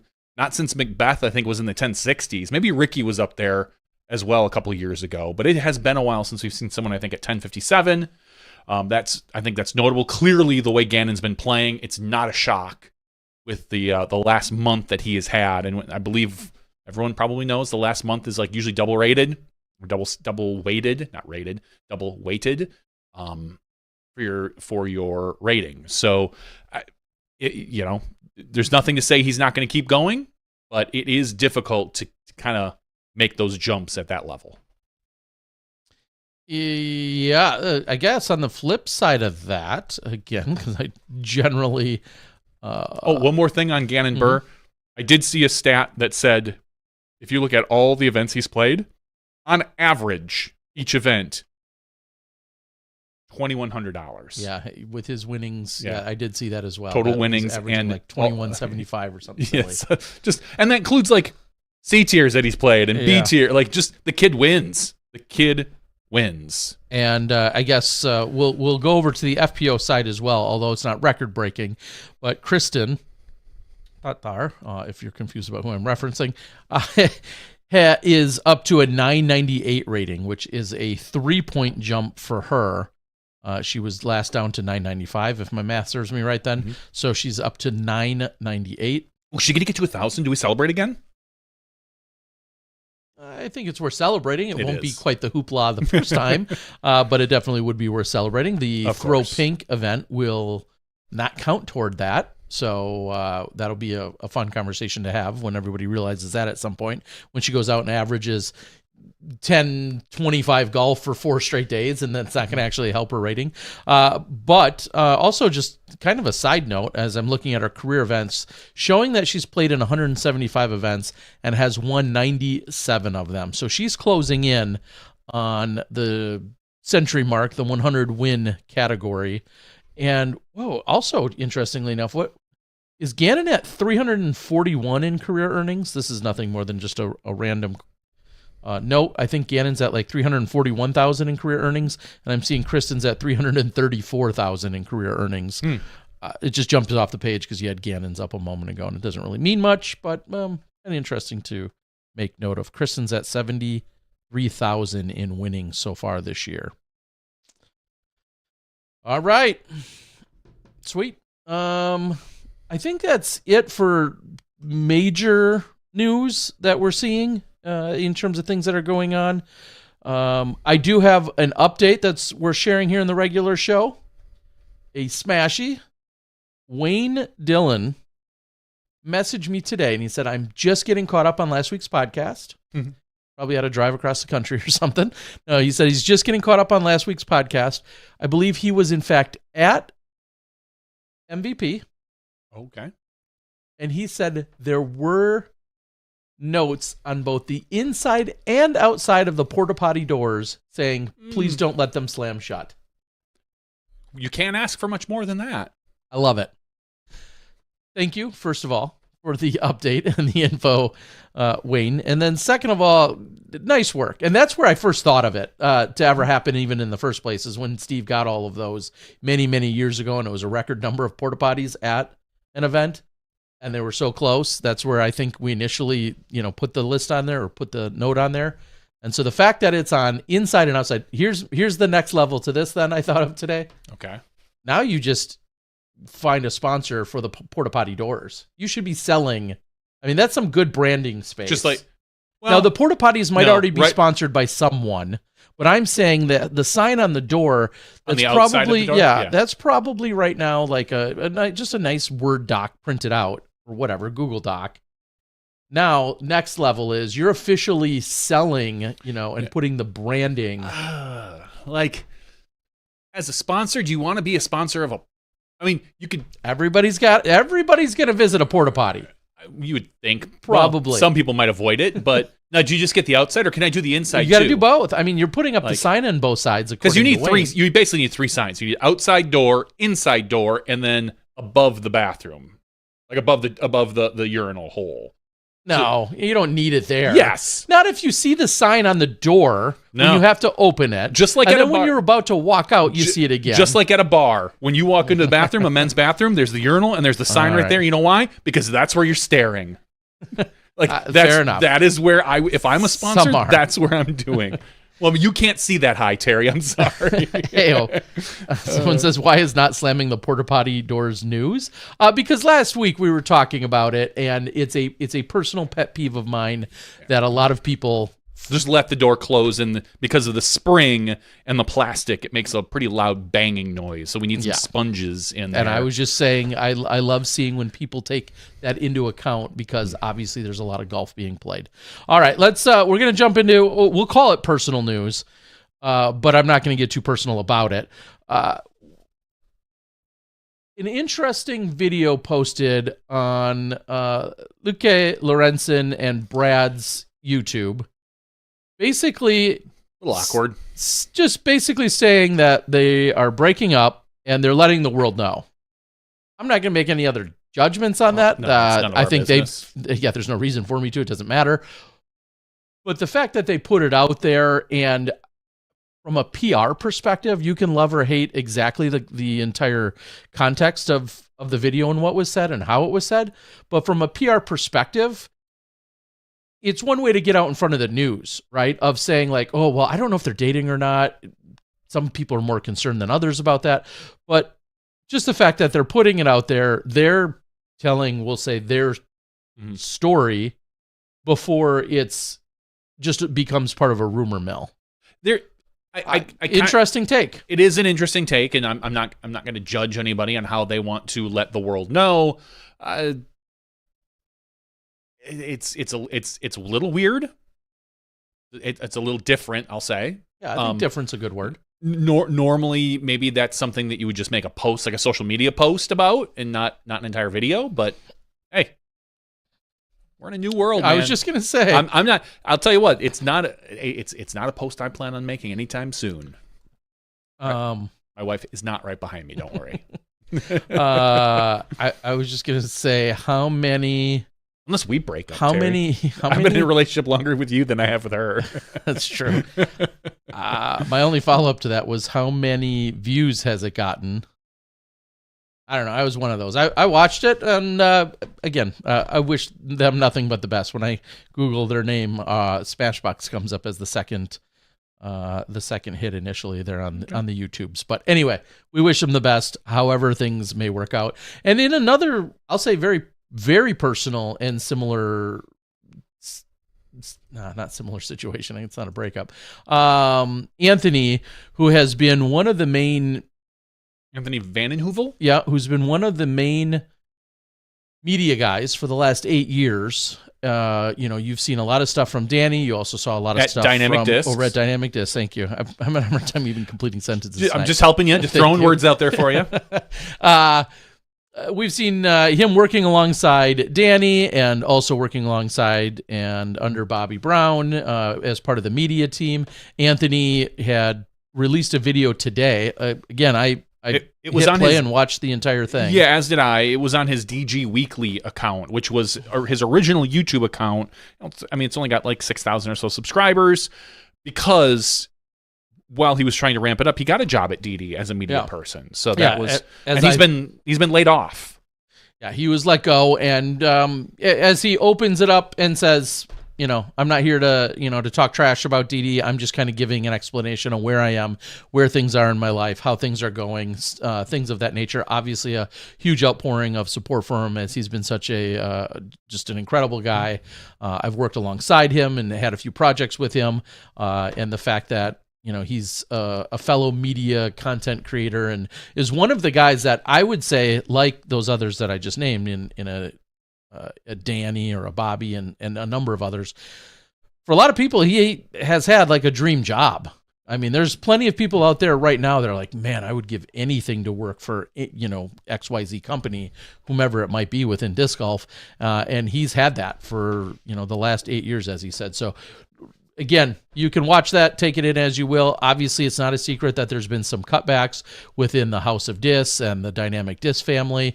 He kind of goes into all of that. Yeah, he said he was one of 6 people that were laid off last week. In this particular round, just last week. So we wish nothing but the best for him. I reached out to him privately. Also, I had no problem posting on his couple of his walls for our support. So, but it he was just very raw and real with the whole thing. So if you want to consume that, feel free. But that's out there as well. And unfortunately, it's pulling back the curtain just a little bit though on the industry as a whole. I think that's another big takeaway from this is we're seeing things continue to slow down. Just disc golf is not at the pace that it was a couple of years ago, and he was pre-pace and all of that, and he was involved way before the COVID boom and everything else. But just things are definitely slowing down in a lot of ways. So we wish him nothing but the best. We'll see if he continues with anything within disc golf or like a Bobby, maybe he takes some of his his media skills, or maybe even jumps into an entirely different realm. Now's the time where he could, and it sounds like he might. Well, in his video, he and I do recommend go out and watch it. It's a good video. It's about 20 some minutes long, where he talks a lot about just his travels and how he got to where he's at. Mm-hmm. He says that he kind of feels like he might be done with. He said he's lost the passion for disc golf right now. He might be done. Maybe he goes and tries to seek somewhere else, kind of like a Bobby, kind of like he did kind of hit on that quite a bit. Danny and Bobby and Robert, how they all left disc golf for different either media or just different other opportunities. I believe Danny moved up to Wichita and is working with like a university or something along those lines. But yeah, Anthony was one of the. He's one of the OG media people. Yeah, he's certainly right. He's right there with a lot of people. I feel like it's kind of like Danny and Bobby and it's, when I talk about media people, I'm talking about people that worked in the disc golf community. As far as there is you've got your Central Coast and your Jomez and those guys, but these guys were actual employees of a manufacturer, which we don't see a lot of that now. Right now, I think the biggest name is probably Jonathan over at Latitude. He's kind of got that. He's kind of got the media stuff on lockdown right now. And I know Tyler Brickley just came back and is doing stuff for I had Infinite. to watch one of his videos today. I didn't. Yeah. You have him blocked? Yeah, you don't have to watch anything. I don't know. There was like 4 of him in one commercial. Oh, geez. So that's about 3 too many. 3. Or maybe 2. I was thinking 4. But, I know you were. So Tyler, of course, doing stuff now exclusively with Infinite Discs over there, which will be fun to watch those as his videos continue to grow and thrive and come back, I'm sure. I reached out to another story that is going on. Of course, I don't know where it's placed in terms of how media wise it'll be handled, but Nate Doss, as we all know, talked earlier this year, talked even last year about coming back and wanting to play in the USDGC. Nate then played at the Beaver State Fling, which had some mixed results for him. He obviously feels like he struggled and has now made very much has made a commitment. And I'm visiting him over a couple of weekends out there in Bend, watching him go out and play rounds, which he wasn't previously doing. Watching him, go out into the backyard into the net, and then also practice putting on the 3 or 4 or 5 baskets that they have. Doing all of these things, he's taken it seriously. Now, is it as much as he wanted to? That he'd have to answer. But I know he has put in greater than 0 effort, which is exactly what he promised and everyone would expect. Now, he had a on good a scale interview. of 1 to 100, did he put in 99% of what he hoped to? That I can't answer for sure, but he has definitely put in a significant effort. he had a decent little interview on Ultra World last week. So if you're interested, you can kind of reach out and listen to that in general. But yeah, I'm excited to see Nate come out. What's a better story, Grady Shu winning or Nate Doss winning? I mean, they're different. They're so different. One gets his first major coming out of a qualifier. The other comes out of retirement after like 5 years and hits a major and wins it. So which is, I think Nate Doss is maybe the bigger story as far as just because of who he is in the community. But Grady, man, that'd be a pretty killer story. Until they go to a playoff and it's those two against each other. I mean, obviously one would have to win at that point, but like, talk about stories. I think the part about who knows how he's going to finish. We wish him, of course, the best, but just the idea that so many people have no idea how good he was in his prime and when he was playing, the fact that he's won 3, like, I know it sounds so dumb to say, but how many guys have won 3 or more worlds? And he won USDGC in 2008. He's won USDGC and other majors that I can't even remember. Players Cup, maybe? I think he won, didn't he? I think he's won Players Cup. Australian Open? No. Or did someone else win that? No, that one wasn't him. Oh, that wasn't him. Anyway, it was really funny because listening to the Ultra World interview before they had him on, they were, and again, this is a little bit of an experience sometimes with them, just not having the history. They were like, has he won USDGC? And they were talking to each other before the interview, and I'm like, I'm screaming at my camp, like, yes, he won. He won in 2008. Come on, guys, how do you not know this? And finally, they were like, yeah, he won. And they looked it up and they verified that he won. But I was screaming at my phone, being like, "Come on, guys! Of course he won USDGC." Yeah, so it'll be great to see, and he too, even just like we had that conversation with Grady and Paige about where his life is, running a very successful brewery, being a 5-time Brewer of the Year, award-winning brewer out there in Oregon in a very, very crowded craft beer space, everything else that he's done. And so it'll be great to see if he can muster up everything to then come out and show some. Remember, one of the last events he ever played was winning the Green Mountain Championship before going into this, we'll call it retirement, because that was exactly the plan at the time. So the plan was to win and then go to retirement. No. The plan. All right, Val. My plan: win Green Mountain. I'll probably play like the 202. Yeah, you played like the something, and then and then we'll go open up our brewery. That's the plan. Win brewery, just so you know. And like, okay, cool. And she's like, well, maybe I'll tack in a Worlds here somewhere. Yeah. I'll scoop up my 4th. So it'll be awesome to see. So best of luck to everyone. I'll be excited though to see if he can somehow find himself in contention and as part of a storyline as the week rolls on. I just think that would open up a lot more eyes to people that just have no idea. A top 20 is a success for Nate. I'd agree. I think cashing is probably a success, but top 20 is like a true, like, hey, like practical. I still have it if I really wanted to have it. Like cash, I feel like that's within his reach. Top 20, that would be. And nothing for nothing. On top of all of that, he's almost Masters age too. He's creeping into that territory. Both him and Nate Sexton creeping into that Masters age territory. So that just adds even more to it. He's not creeping. Exactly. Or are they leaping and bounding into it? Yeah.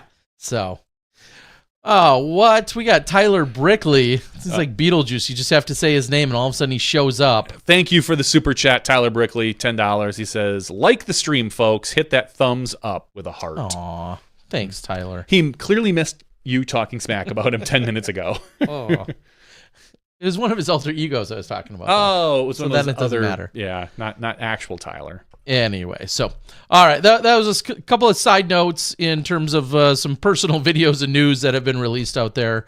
Yeah, we wish everyone the best, and we'll see how things unfold. Then Bradley came on. I saw that video today about them, and then later tonight he was losing it. It was so crazy. He was out, I think, practicing for USDGC, and he said a hawk swooped down, like just narrowly, maybe even touching his hat. Well, it was going after a squirrel, and it swooped down, and I think he said it even got part of his hat or something as it was going after a squirrel, and it looked like it just happened, and he was losing it. It was pretty wild, he was saying.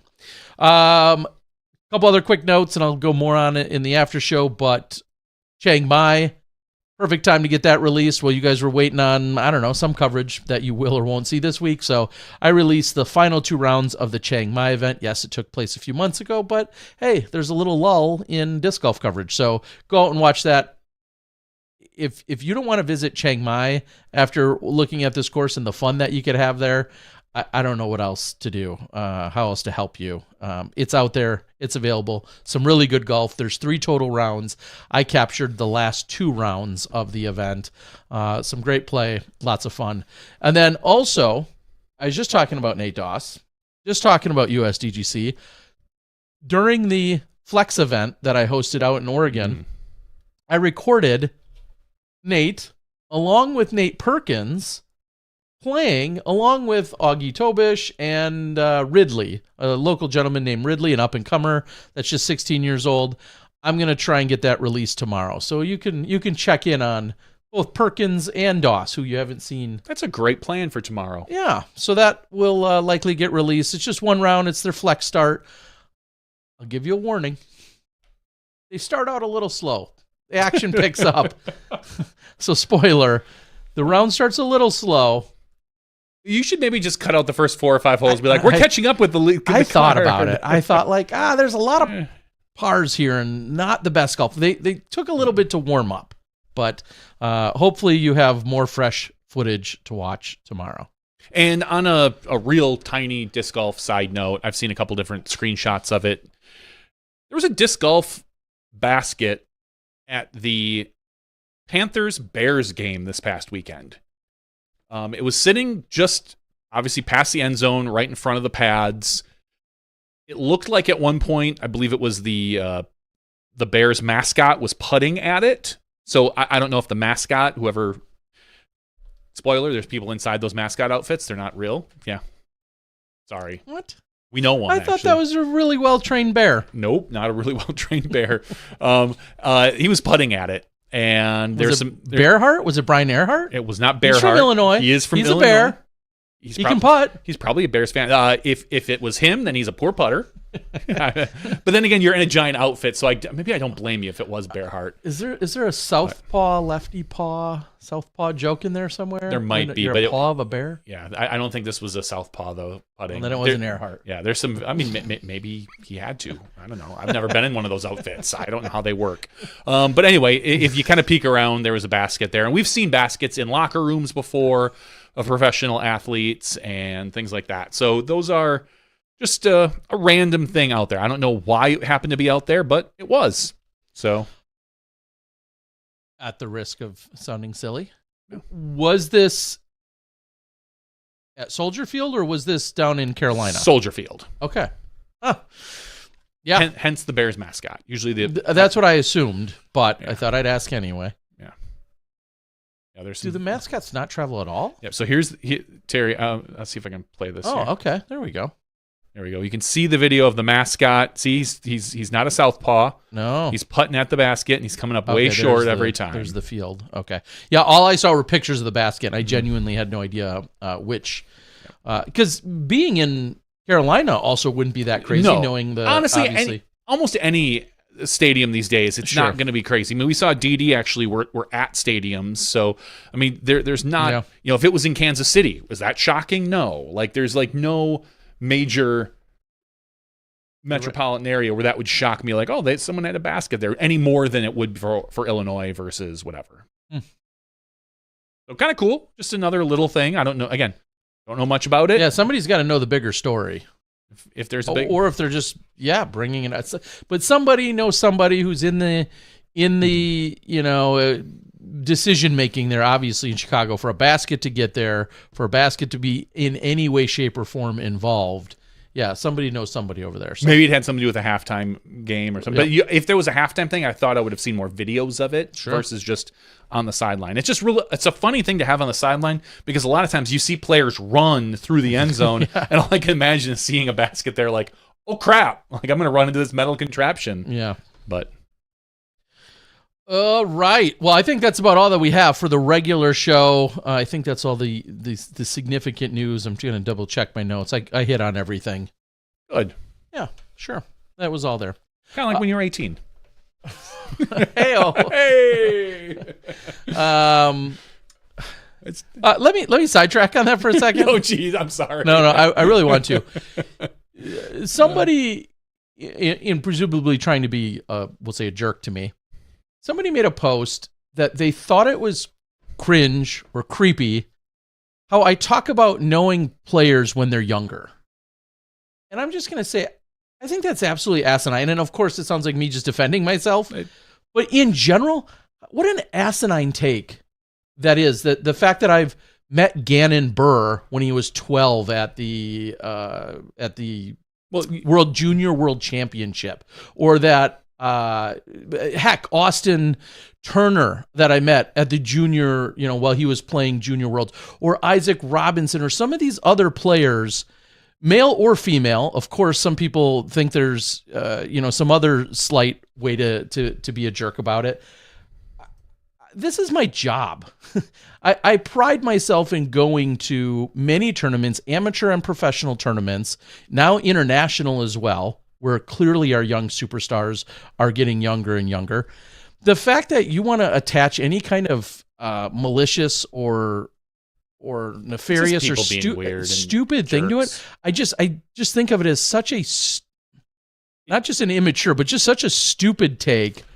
Well, because I know that I've met now some of the youth that are continuing to now grow into being our newest superstars. And honestly, I've said this. I've talked to Mahmoud, our producer of the Disc Golf Network, about this in general. How it's one of the reasons why I think you're one of the best commentators. And I know there's, whatever, take it for what you will, is because they can flash to almost anybody on the course, dropping in like a 60-foot putt, and before even the name pops up, you know them, and maybe even have a little story about them, like oh, I watched that guy take second place at Am Worlds 5 years ago, and he hit a putt similar to that.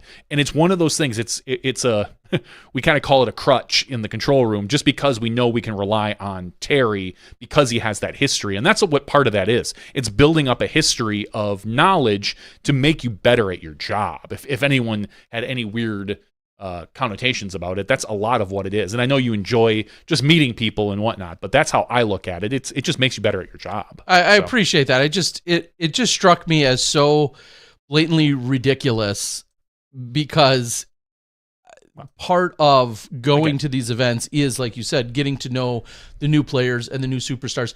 The fact that I've mentioned that I've known Anthony Barella since he was 10 or 12, that makes me creepy. Like, I beat him when he was 12. Now that. Anyway, I don't understand it, but I'm going to throw out Ridley. Ridley is the gentleman, 16-year-old, who's going to be on this coverage that I was just talking about from Oregon. It's going to be awesome to see where his, the fact that I've just recorded what I believe is his first ever recorded round, 16-year-old out of Oregon, and now in 2 or 4 or 10 years when he goes on to be a superstar as well. I had the pleasure of meeting him and his dad and watching him play and compete at a flex start that I ran. That could be a story in 10 years. And that's all part of what I do. And I just, I know it's silly that I'm even addressing it, but I couldn't believe how silly of a take that is, that somebody somehow wants to hold that against me, that I happen to be meeting these people at younger stages in their lives. I don't know, that we all kind of grow. That's how that stuff works. Like, you start young and then you get older. Anyway, Will Schusterich was on the scene at 16 doing what he was doing. Gannon Burr has been. Mm-hmm. Yeah. Anyway, with that, Tyler says cringy at that. Terry's trying to know people. Yeah, exactly. It's so weird. With that, I thank you guys for joining us tonight. It's been a lot of fun catching up with the Shues. We wish them and every other competitor the best of luck out there this weekend playing at the USDGC. As you can maybe guess, Johnny V nor I will be there or be present in any capacity. So best of luck to not only the players, but everybody else running the controls, hitting the buttons, zoom in, recording, doing all that stuff to make sure that you guys see a good show both morning and afternoon. And best of luck to the commentary team, who I don't even know who it all is. It's Ian and Philo, I assume. Ian and Philo on MPO, and it's going to be Charlie and JK? Maybe Juliana. I'm sorry, I don't know. I'm not in those meetings for this week because I'm not on the staff, so I don't know who's going to be doing the work this weekend. But best of luck to everybody involved. With that, we're going to stand down. We're going to take a quick break. When we come back, we'll have an after show. We'll also give away more jerky. I've got a few bags left. I know we gave away 2 bags last week. I've got even more to give away. So tonight we'll have another giveaway for some jerky. For Johnny V, I'm the Disc Golf Guy. That's podcast 527. We'll see you in the after show. You step inside the Smashbox. Thank you to our $2 and above patrons. Your name is listed below in the credits. If you are interested in being listed as a producer in the SmashBoxxTV credits and supporting this and other fine podcasts, please visit patreon.com/SmashBoxxTV.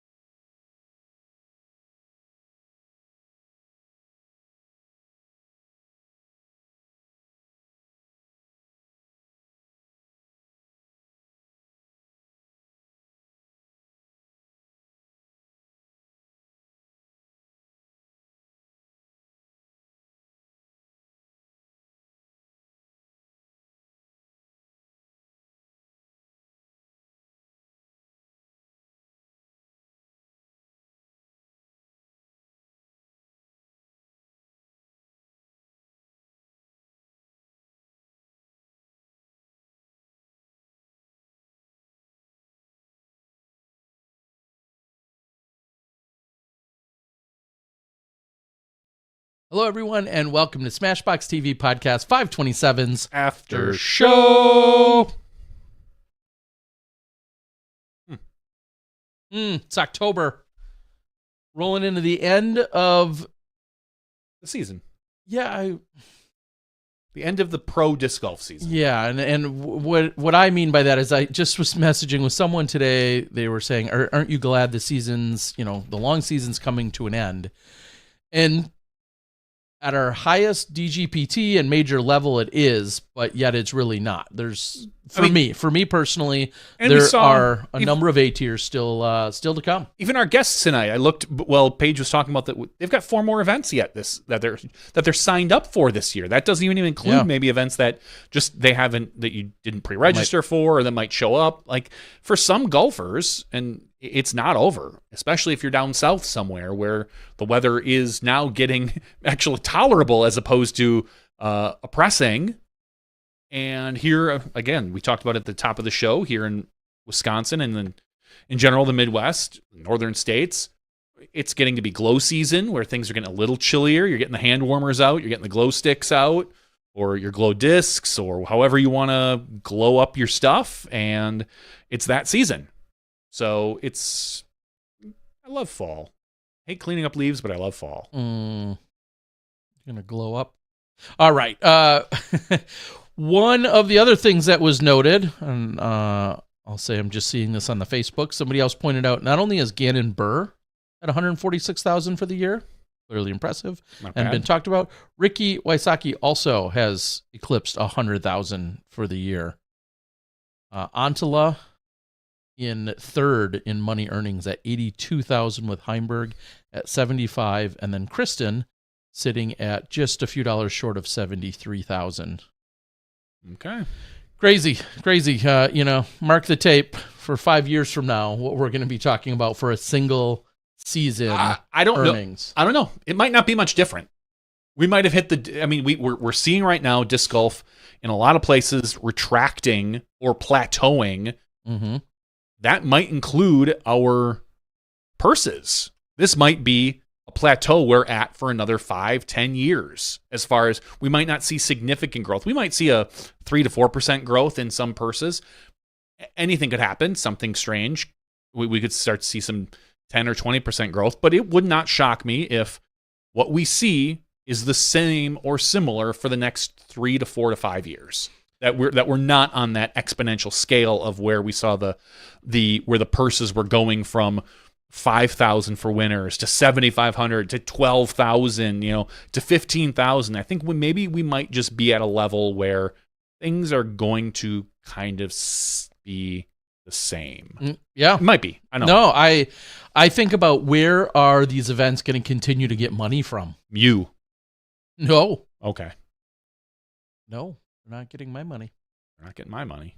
So we'll see. There's a few that have really built upon these massive purses, and I think specifically more than any, it's the Tour Championship has built up this idea and this continued huge purse growth throughout the years, more than maybe any other event has, in terms of just how quickly it has shot up. In terms of, and it's a crown jewel event. It's the end all season finale for the Disc Golf Pro Tour. So I get all of that.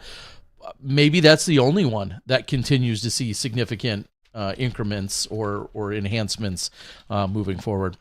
Something I want to mention and say a big shout out to is, first of all, we were just talking about Ricky Wysocki. His brother trying to qualify was not able to do so, but it was pretty cool to see Zach Wysocki out there. Zach has certainly come into his own as a fierce competitor as well in Arizona as of late, and I think it's going to be, obviously we talk about the Robinsons, and we've talked about the Ricos and Lissamans and Sextons and all those brother duos. You're talking about a pretty significant age gap between Rick and his younger brother Zach. Rick's I think you're talking 31. You're talking about 13-ish years, if I had to guess. Yeah, Zach's probably around 18, 19. I think he's 19 now. So somewhere in that neighborhood. So that would be pretty cool if we start seeing that. I mean, yeah, it's just kind of exciting to think that might be the scenario sometime here soon. Tomorrow night, I would hope it gets streamed somewhere. Players meeting and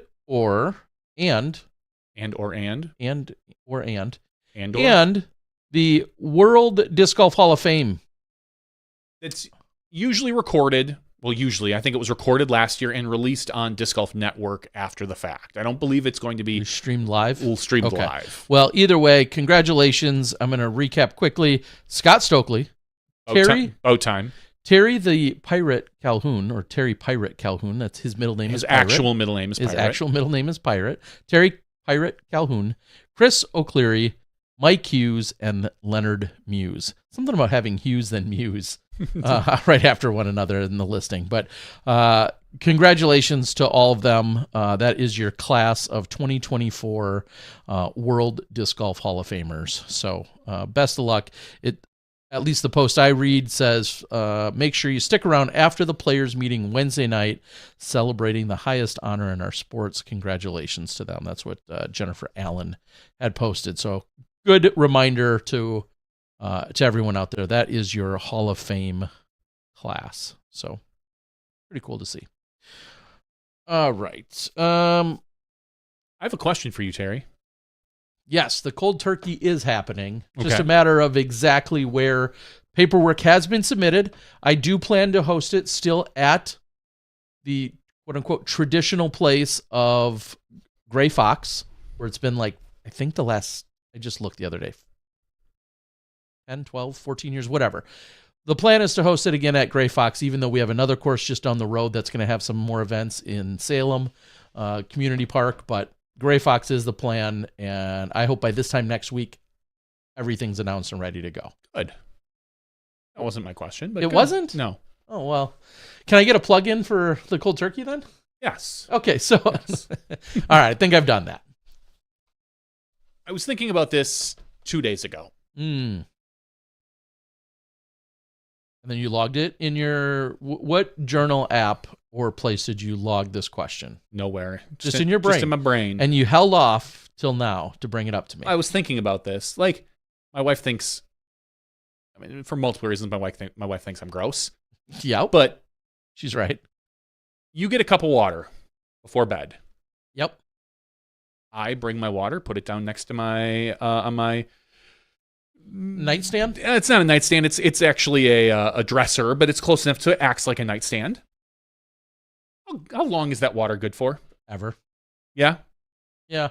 Like it's just sitting there like every night. Like I'll usually use that water to maybe take allergy pills or just to drink water before bed, just to quench whatever thirst I may have before bed. And I was thinking because I usually get a nice big glass of water, and it'll last me a week. Sure. Like, and I was thinking like she thinks it's strange because she gets a fresh cup of water every night. And I was thinking like, no, it's fine water. I mean, at some point you look at it and you're like, that's not fine water anymore. But like, I was curious, is there a time limit on the water, or you just drink it till it's gone? Like a week, 8 days, 12 days? If you went on vacation and your water was still there 2 weeks later, would you be like, oh, good, water's there, and just take it? Or I'm sure someone would say dust particles and just whatever in your bedroom/house sure would give you reason potentially at some point to toss it. I'd be good with it. If somehow it was there 2 weeks later, I wouldn't be like, oh, gross, I am not drinking this water. If I set it down, it was, let's just say the glass is still half full, and I came back 2 weeks later and it was still there and I needed a drink, I wouldn't be like, oh God, I have to run this to the bathroom or to a sink, pour it out, and then get new water. I would have no problem. If and I have looked like maybe I won't take a drink for a couple nights, and you look at it and it'll be a little hazy. So that's when you know. But at that point, I don't just dump it out. I get a whole new cup. Clearly, I wouldn't. Yeah, I mean, I ain't bougie like you guys. I got to drink any water I can. I'm conserving all of it that I possibly can. So if it's there, okay, yeah, I'm good with it. All right, that water is not going bad. No, and even if obviously there's going to be some kind of dust particles just naturally that have gotten there after some period of time, I don't think they're going to be any significant amount that will be detrimental to my health. If it is, then I have to start second guessing what my house and living conditions are like. Mm-hmm. Sure. If I think, man, this glass of water can't sit here for 2 weeks before it's somehow dangerous or contaminated enough, then and maybe that's the position you're in, and that's fine. I would then be the bigger picture, the bigger worry would definitely be, what are my living conditions if this is already compromised in 2 weeks? 2 weeks might be even a month. Even a month, I'm good with it. I think you leave a cup of water there for a month. I bet you look at that and go, I don't know if I've ever done that. Like that's a pretty long time, because you're like, dust particles and stuff will eventually settle in there. And even if so, not enough that should be detrimental to you. Tonight, when you go home, fill up a cup of water, set it next to your bed. Tell your wife, do not touch this. As long as it's here, do not touch it. And see how long it goes. Like, mark the days till you look at it and like, just don't drink anything out of it until finally you go, yeah, that's got to go. I don't know. I don't think I'd have a problem with it. Okay. Jared on the board says, I drink water straight out of the creek when hiking and golfing in the woods. Dust isn't going to scare me. I hear ya. And Tyler says, I drank a diss worth of water from a mountain stream in Utah last week. Hashtag for the content. And you're still alive. Yeah.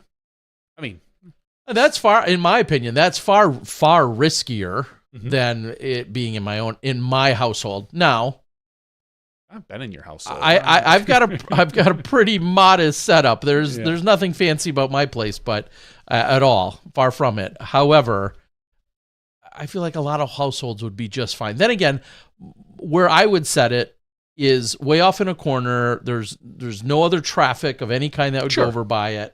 The few dust particles that would find its way into it, I'm just simply not worried about them. Because I'm on the far end of the room, on a dresser, which pretty much nobody uses. I think my wife goes in there maybe once every 6 months. You're good. Yeah, no, I agree. And then and Tyler had said it depends on the cup. So here's my next question for you. When you go to a cabinet and you have a choice between glass or plastic, what do you have a preference as to the cup that you would prefer to use, whether it's for bed, whether it's for dinner? Yeah, I was just gonna say, it depends on we're talking for water. Yeah, and if I'm taking it, say, into my office, where I'm gonna set it down in my office, versus if I'm gonna stand in the kitchen and drink it, none of that should matter. And how thirsty I am matters. The size of the cup? Yeah, I feel like sometimes it tastes better out of a plastic cup. I prefer, honestly, plastic cups. My wife, and it's really funny because you have mentioned at my house how much you like our glass cups, the size of them. Mm-hmm. They're actually they're these large blue cups, glass. They're pretty thin, and they were, I believe, originally candle holders. You put a candle at the bottom of them. But my wife really liked them, and so she used them as as water cups. I don't usually use them.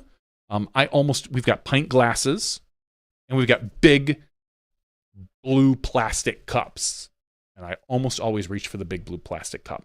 I prefer, whatever reason, I prefer drinking out of a plastic cup than a glass one. Only if it's BPA free, though. I don't know. Which it's probably not. I don't know. It's water. I'm not microwaving it, so it really shouldn't have that much of a difference. But whatever. I don't know. It's all getting into us one way. What's not getting into me is enough water, and that's a whole other problem. I need to be drinking more water in general. All right. I haven't used a cup in several years, Jared says. You don't live where there's cups? Or you just always like if you're thirsty at night, you wander outside and go to the creek? No, I'm guessing, or maybe it's a water bottle. You're always refilling like a water bottle, like some kind of water, like a sure, like a hydro flask type thing. Maybe you're going that route. Even at dinner, I don't know. Oh, okay. I just yeah. I mean, valid question, but that's not scaring me. I'm not too worried about it. One thing I am scared about, mm-hmm. and I'm not even lying, I'm slightly nervous. I just signed up to get teeth pulled. 3 of them. Ouch. 3 wisdom teeth are going to get yanked. Ouch. Just that going to make you dumber? I don't know if that's possible, but I mean, I don't know. 3 wisdom teeth. And it's voluntary. They told me I probably don't need them pulled. They recommend it as I get older. They say they might shift and move and mess up my grill. What? But they have recommended it to me for the last year or 2. They're like, you should probably think about this. And so now, finally, I had a cavity, or not a cavity, a filling that kind of chipped away a little bit. So they're like, hey, we need to get you in for this. Would you like to schedule your wisdom teeth extraction at the same time? And I just bit the bullet and I said, sure. But my problem, as I told the woman, I said, I'm good with this as long as you knock me the hell out. I don't want to be. Yeah, that's not. Is that even an option? To do it or to not to do it? No. Yeah, to get knocked out. Oh, yeah. They're going to do conscious sedation for me, apparently. Huh. Yeah. I told them, I was like, I don't want. I'm saying, is it even an option to not get knocked out? Oh, I don't know. That I don't know. Yeah, but that sounds like it would hurt. I'm not looking for it. And the funny part is the dentist had told me, he's like, yeah, you probably won't even notice it when it's happening. You won't even remember it. He's like, but the next couple days are going to be kind of rough. And all I was thinking is like, no, I'm good with the next few days. If it's a little sore or tender or whatever, I'm okay with that. It's the actual pulling of the teeth that I'm going to really not enjoy. I had a tooth pulled as a kid, and I just vividly recall them crushing the tooth as they pulled it out. Not a fan. But yeah, fair enough. It doesn't sound great. No, and that's a good follow up to. I was just thinking today, as I'm starting to look ahead into 2025 schedule for. I did schedule it for a Thursday because they said it might be up to 4 days of swelling, so I'm not on the show either out of it or Tuesday afternoon would have been great. Or talking. This is great. I'm going to do it mid-November sometime. Okay. So. Well, I was thinking about, as I was wrapping up the Chiang Mai footage and doing all of that, thinking about Samui Swine, Chiang Mai, possibly Cambodia, the whole Southeast Asia stretch, and then thinking about how a couple of our players, and I believe both Stokely and Shasta I've done both had some dental work done in Thailand, and I'm going to reach out to both of them just to get back up to speed as to exactly what they both had done, because I think as I'm supposed to get a crown for a slight fracture in a tooth that I have, that they have been saying for the last like 3 years isn't a problem. And then last time I went in, they said, well, it's gotten a little bit bigger. We suggest you get a crown on it. And they said, yeah, that'll just be like, I don't know, $1,900 out of pocket or something like that, even with insurance. Whoa. Don't get me started. And it would be some crazy number. And all that makes me think is, yeah, that sounds like an extra day in Bangkok possibly, where if I could get that done for $100 or $200 or whatever it is, I think it's going to be in that neighborhood. Yeah, that might be the plan. But first, I'm going to get the official recommendations from both Stokely and Shasta. If you're already over there, it makes sense. So maybe. And then speaking of some bills and some insurance, big fan. As many of you know, when I went to the World Championships, I immediately got off the plane, went right to the emergency room due to the poison ivy that I picked up a week and a half earlier at AmWorlds. Very gross, to the point where my leg was throbbing. That's when I knew I had a real problem. Is it went from just being pussy and gross and itchy to actually throbbing, just sitting there and having my entire quad and my leg throbbing. There's not many body parts you want to describe as throbbing. No, this was not good.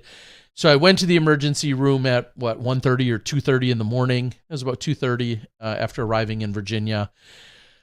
Got the official bill again after some serious insurance applied. Here, let me set it up this way. The insurance has apparently run its course, and when it was all said and done, they covered roughly 50-ish% of my overall expense of going to the emergency room for this poison ivy. Take a guess at what the total bill is after roughly 50% covered by insurance. $452. Ooh. I don't know what the hell insurance you're on, but $1,900. Whoa! Also, yeah, I was thinking it was similar to my my crown stuff. Out of pocket. Out of pocket. Oh. Still a total. There was like 3 separate bills that all add up to like $1,976. What in the actual? Love it. Maybe you've almost started to hit your deductible now. Love it. At the end of the year. Yeah. So, anyway, good stuff. If your kids break a leg or something, I hope it's before the end of the year. Exactly. Moral of the story: don't find poison ivy while you're filming disc golf, and and if you do, I guess wipe it off quicker than I didn't or something.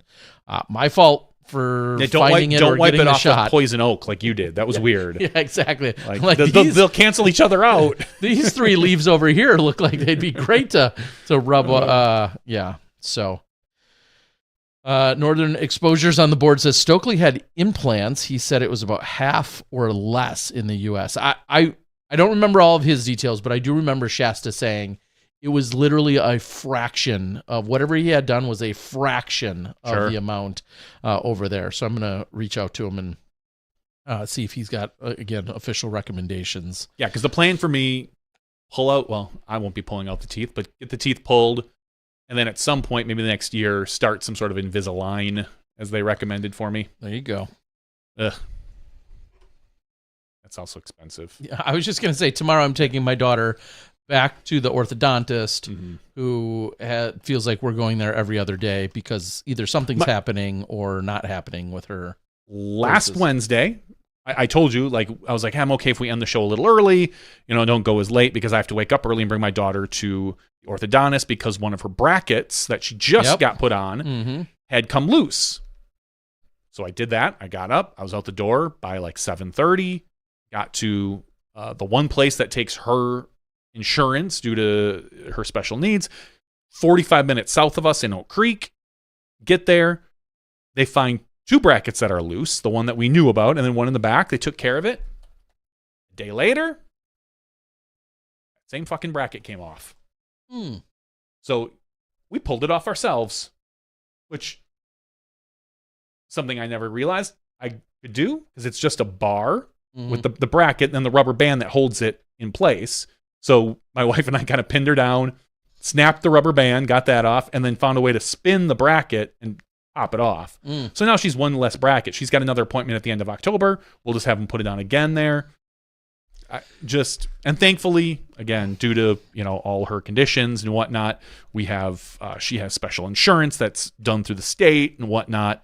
So it's not costing us extra money, but I just shake my head. It was like when my son threw away his retainer. Oh. Yeah. It was like a $400 retainer. And all we told him when he got it is like, listen, the one thing you can't do is throw it away. And every kid does it. They put it on their lunch tray and they don't think about it when they're eating and then they toss it. Do not do that. I won't, Dad. I promise. I won't, Dad. Like a month. No, it was more than a month. Okay, it was probably 2 months. How many days later? It was probably 2 months later. He comes sheepishly home and he's like, I threw away my retainer. And I was so frustrated because it cost us like $300 to get a new retainer.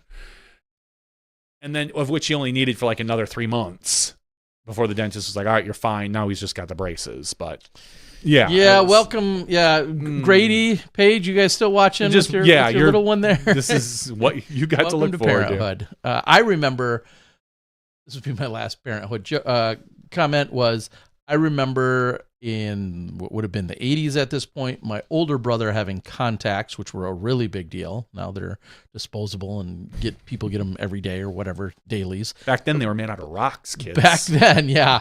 Well, my brother played basketball, and therefore it was super useful to have contacts instead of trying to wear regular glasses with some goofy strap that did or didn't stay on. And contacts were, I don't know if they were $200 or $300, but you got one pair, and they were that expensive, and they were supposed to last you a very long time.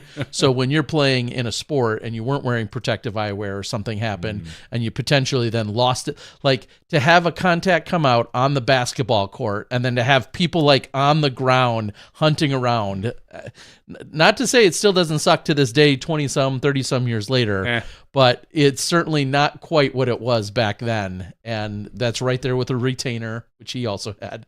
That's right there with a pair of glasses, which, weren't willy-nilly, buy a new pair whenever kind of thing. Like, yeah, contacts that were around at that time as they were. When did contacts come into? Was that only like the 80s? I believe probably mid to early 80s is when contacts became. When did contacts come out? I guess I was going to say there's so many ways.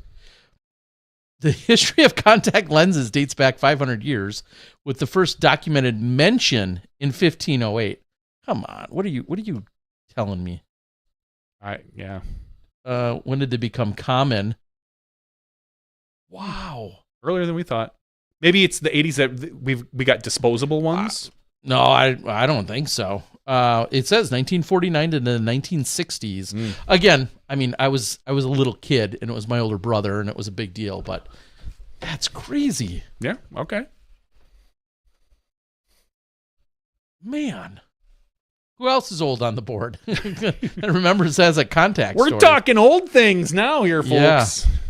Yeah. Felix, I believe, over at Ace Run says, I need to go to Mexico and get this crown put in for cheap. Yes. It's funny when you can pay for a ticket to go to another country, get something done, and have it be cheaper than if you would have just stayed in country, and then maybe you couple that with a work trip and or a vacation. It's pretty wild where we're living. All right. What else is going on in the news? I think we saw some more. That was last week. I know we talked lightly about more feedback coming in for PDGA rules, but aren't they opening something else up? I feel silly that I didn't click on it. No, there's some kind of maybe proposals or something else that's coming out. I don't remember what it is. We'll when we have updates, we'll talk more about that. Yeah. The second round of public comment closes on October 17th. Okay, so yeah, so I'm not crazy. So there was the original public comment, and now people are going to look at those public comments and go, well, I think this should be slightly changed from the public comment, probably. I do want to make, as I'm also seeing Building in Chiang Mai, an article that's an update on the PDGA Marco Polo grants. That's from October 2nd, 2024. I don't know how I missed this, but it looks like a great article. Aaron Herman is the gentleman that has been the tournament director for the last couple of years of the Chiang Mai Open. He's been one of my main points of contact over there in Chiang Mai.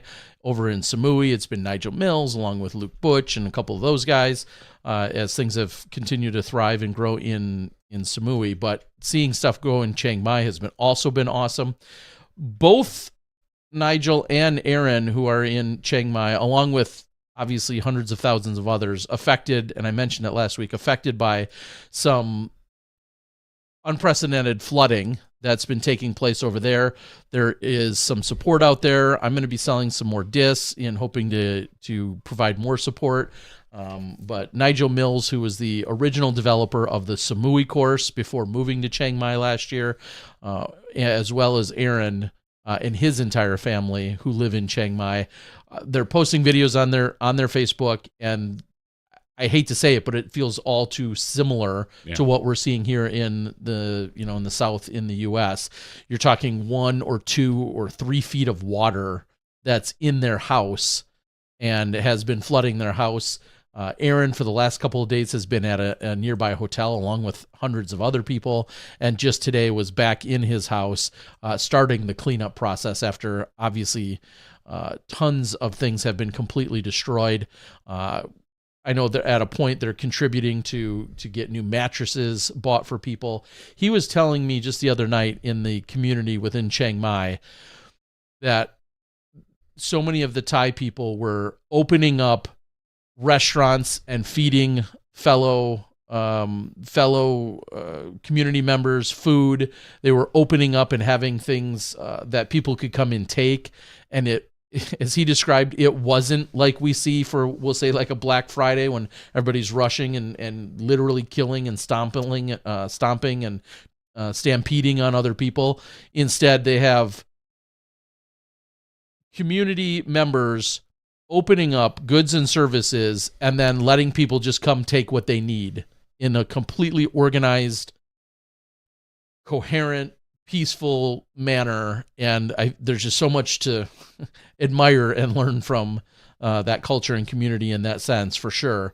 But just people displaced from homes, from everything that they've known and live in and as part of. So if you want information directly from me so that I can point you in the right direction, or you want to reach out to me because you want to add to some support that I'm sending over that way, obviously cash is king in terms of helping them out. But both Nigel and Aaron, who both are pillars of the disc golf community over there, at one point Aaron was raising money and has continued to raise money to buy new mattresses for just neighbors and other people that need them, so that people have a bed to sleep on. It's been absolutely devastating over there. And they had a round of flooding, and then a second round of flooding came back a few days later and kind of started the whole process over again. So reach out if you're looking for the information. I know there's a GoFundMe for Nigel's situation, and Aaron's doing stuff, and I want to support his house and his family, and then other community members over there. And I want to continue to send aid and help in the form of basically donations of PayPal or whatever in any way that I can. So absolutely, yeah, crazy to see, but sounds like their community is rallying together, and I guess that's the big takeaway over there. All right. Tim, big shout out. I'm going to get this in there.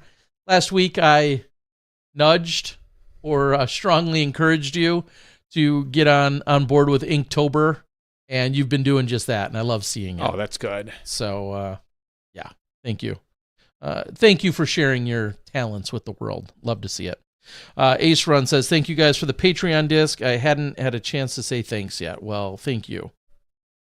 Keep doing what you're doing, buddy. Keep doing what you're doing. All right. Speaking of Patreon discs. What? We're going to give away some free stuff? We're going to give away some jerky, apparently. Yeah, jerky. Yeah.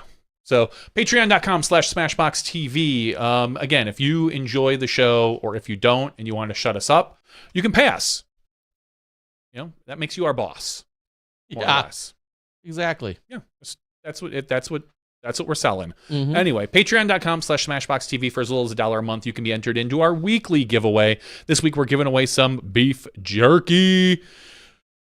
They're going to get my portion of the beef jerky. So that was going to be mine, and now I'm not because you know me. I said I'm not a jerky guy. Mm-hmm. So anyway, we have 121 people eligible for our giveaway this week, Terry, from patreon.com/SmashBoxxTV. What number do you want to generate? I had just have them sorted by first name, just so everyone knows. Sorted by first name. Let's generate the third number. Just because we never go with the third. Okay. Almost never. There's 3 shoes. There's a lot. There you go. We'll go with that. All right. All right. So our first number is 29. Our second number is 73. Higher or lower than 73, Terry? Let's go lower. Our third number is 79. You're constantly wrong. I love it. Always 79. Wrong, we all knew that. 79. Let me scroll up to 79. Mike Cullerton.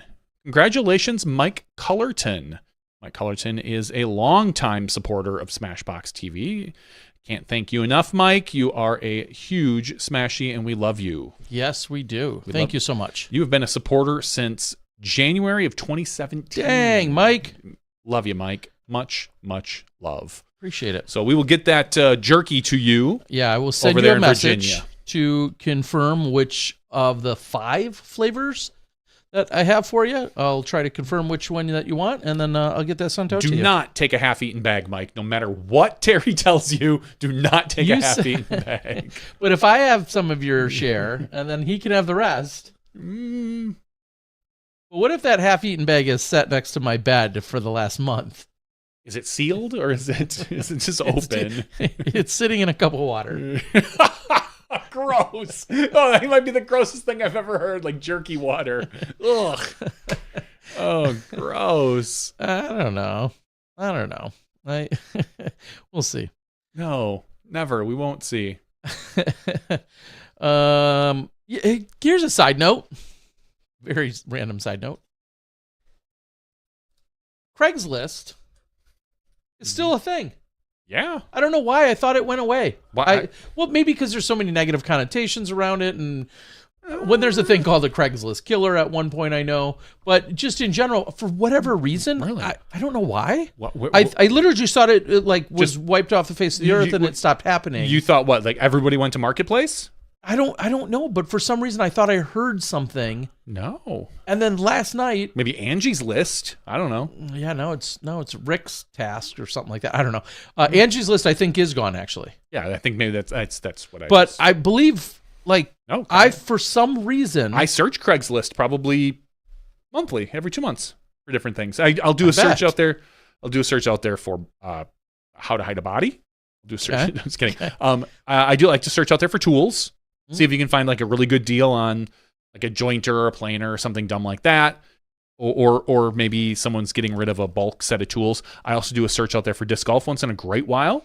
Yeah, and I did last night, of and course. I do a search out there for pinball because I'm always looking for. I really, really want a pinball machine in my house, and I'm just, I don't want to pay like a good new pinball machine. I ain't is like paying top pinball prices. It's like $7,500, and I ain't all about that right now. Ain't paying no top pinball. So I like to keep an eye out there, see if anyone's kind of getting rid of a pinball machine in the area that I can get for maybe a deal if I go pick it up or something along those lines. Maybe do a little bit of work on it.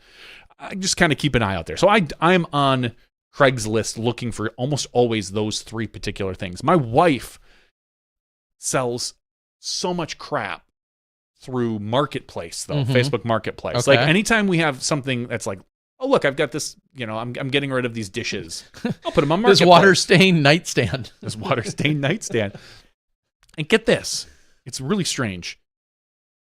For the last 2 years, all she does is she arranges for someone to come to the house and pick up the stuff. She'll put it out front, and then she'll just leave a little Tupperware thing that says, cash. That's it. If somebody wants the stuff, they put the cash in there, and they take the stuff. And we've never been ripped off. I was gonna say you're about to. Just in general, I'm gonna stop over. And it's not like, again, we don't have stuff frequently. You never know. But if someone knows to come and drop stuff off or grab something, like, oh, hey, there's, God, what was it? It was a chair a couple weeks ago. Like, oh, she's like, I'm going to put this the chair. Tupperware thing says cash? It just says cash on it. She lets them know, hey, just leave the money in the Tupperware thing. And granted, again, we're not selling things for like hundreds of dollars. It's usually like $20. What happens when an Amazon driver shows up in the time that the chair's been sold, the cash has been left, the Amazon driver shows up to drop off, some new parts for your braces, for your daughter's braces. New retainer, I don't know. Yeah. Drops that off. And then they think, oh, a tip. Here's a cash tip. They put a cash tip here on the porch. I don't know if anyone's thinking that, but maybe there is a camera up front. Or they're thinking this is an ultimate setup. Like, true, man.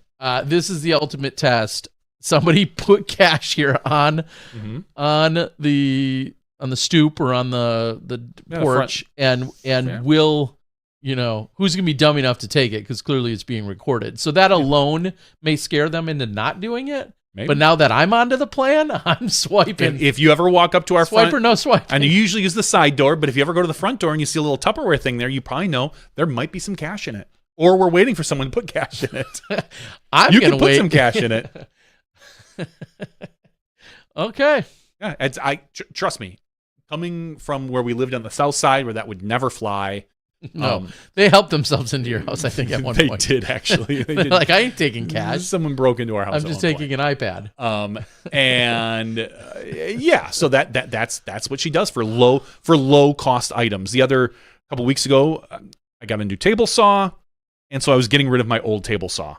And I told my wife, I'm like, I don't care what you get for it. It's like a 12-year-old table saw. I think I bought it for $110.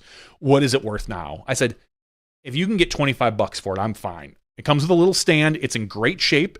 I used it. It works. I never replaced the blade on it in 10 years. So if someone's going to have to do that, I said, whatever you can get for it, whatever. And then she's like, I got 30 for it. I was like, oh, woo. And then the guy didn't show up for 2 days, and he said he had some issues. So finally, when he showed up, I helped him take it apart and put it in this car because I happened to be there. But otherwise, it just would have been like, hey, just leave the money, leave the money on the front porch. He actually, I think, ended up. I think he Venmo'd ahead of time to save the until somebody comes along and steals the table saw. No, the table saw was in the garage. Okay, yeah, the table saw was in the garage. It happened to be in there. So. Here's a pro tip. I watched a few more. I don't know. We'll say Law and Order killer type. Boom, boom, boom. Yeah, not actual TV shows, but then like the condensed version on YouTube is playing in the background of, oh, here's what happened, and here's how to get away with murder. Yeah, first pro tip is what I'm going to give here. Okay. Quit taking your cell phone everywhere. This is not new, for crying out loud, people. Yeah. They've been pinging your cell phone against a tower and then tracking people down. I think for decades, since probably cell phones have existed. Probably 20 years. Quit taking your damn phone places, people. Like, the amount of heinous crimes that are then partially uncovered, or the clues, the number one clue is their cell phone is pinged in this field, walking back and forth for 2 straight hours, where there may or may not have been remains or whatever. Quit taking your phone with you. I know, and as a guy who's complained on this show about how difficult it is to be without your phone for a little while when you need it. I think you can make an exception if...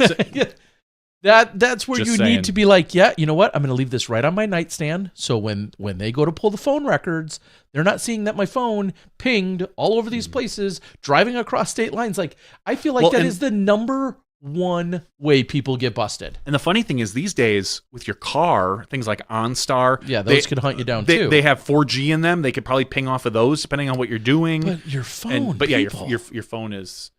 Get your burner phone ahead of time.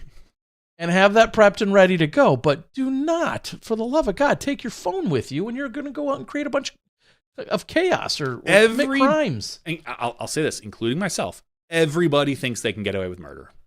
Everybody does. Oh yeah. Everybody has every single human being in the United States probably has watched one of those things and go like, oh, I could have done that. I better. could have got away with that. I wouldn't have been this dumb. I wouldn't have brought my cell phone. I wouldn't have recorded it and put it on Snapchat. Yeah, I wouldn't have live streamed it on TikTok. That's a whole other story. But everybody has with you the thought that they can get away with it. And as smart as you are, as smart as I am, I do not believe I would probably get away with it.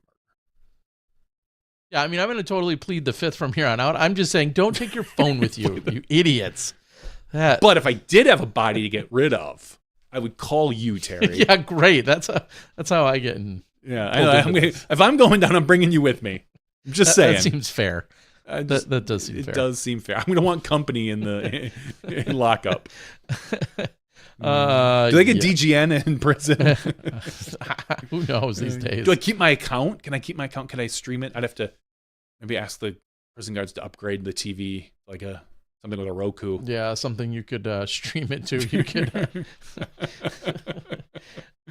That's a dark path, but anyway. Yeah. So anyway, quit bringing your phone with you. It's a good plan. Tune in next week for Terry's number 2 tip on how to get away with murder. Yeah, that would be, and this has nothing to do with me then tying to Craigslist or anything of that nature. These are just two random sets of thoughts. No, I'm trying to remember why I went out to Craigslist last night though, and I was like, oh, I'm just going to type it in. Like, sure enough, it was still there. I ended up, of course, searching for disc golf stuff, and then somebody, because of course I can't help myself. Somebody has a 5-pack, not a 5-pack, but 5 DX discs, all beat up, pretty beat up. Okay. Looking to get whatever it was, a few dollars for them. I don't remember what it was. But the listing, because I couldn't help myself, the listing said something about something or other about disc golf discs from the 90s.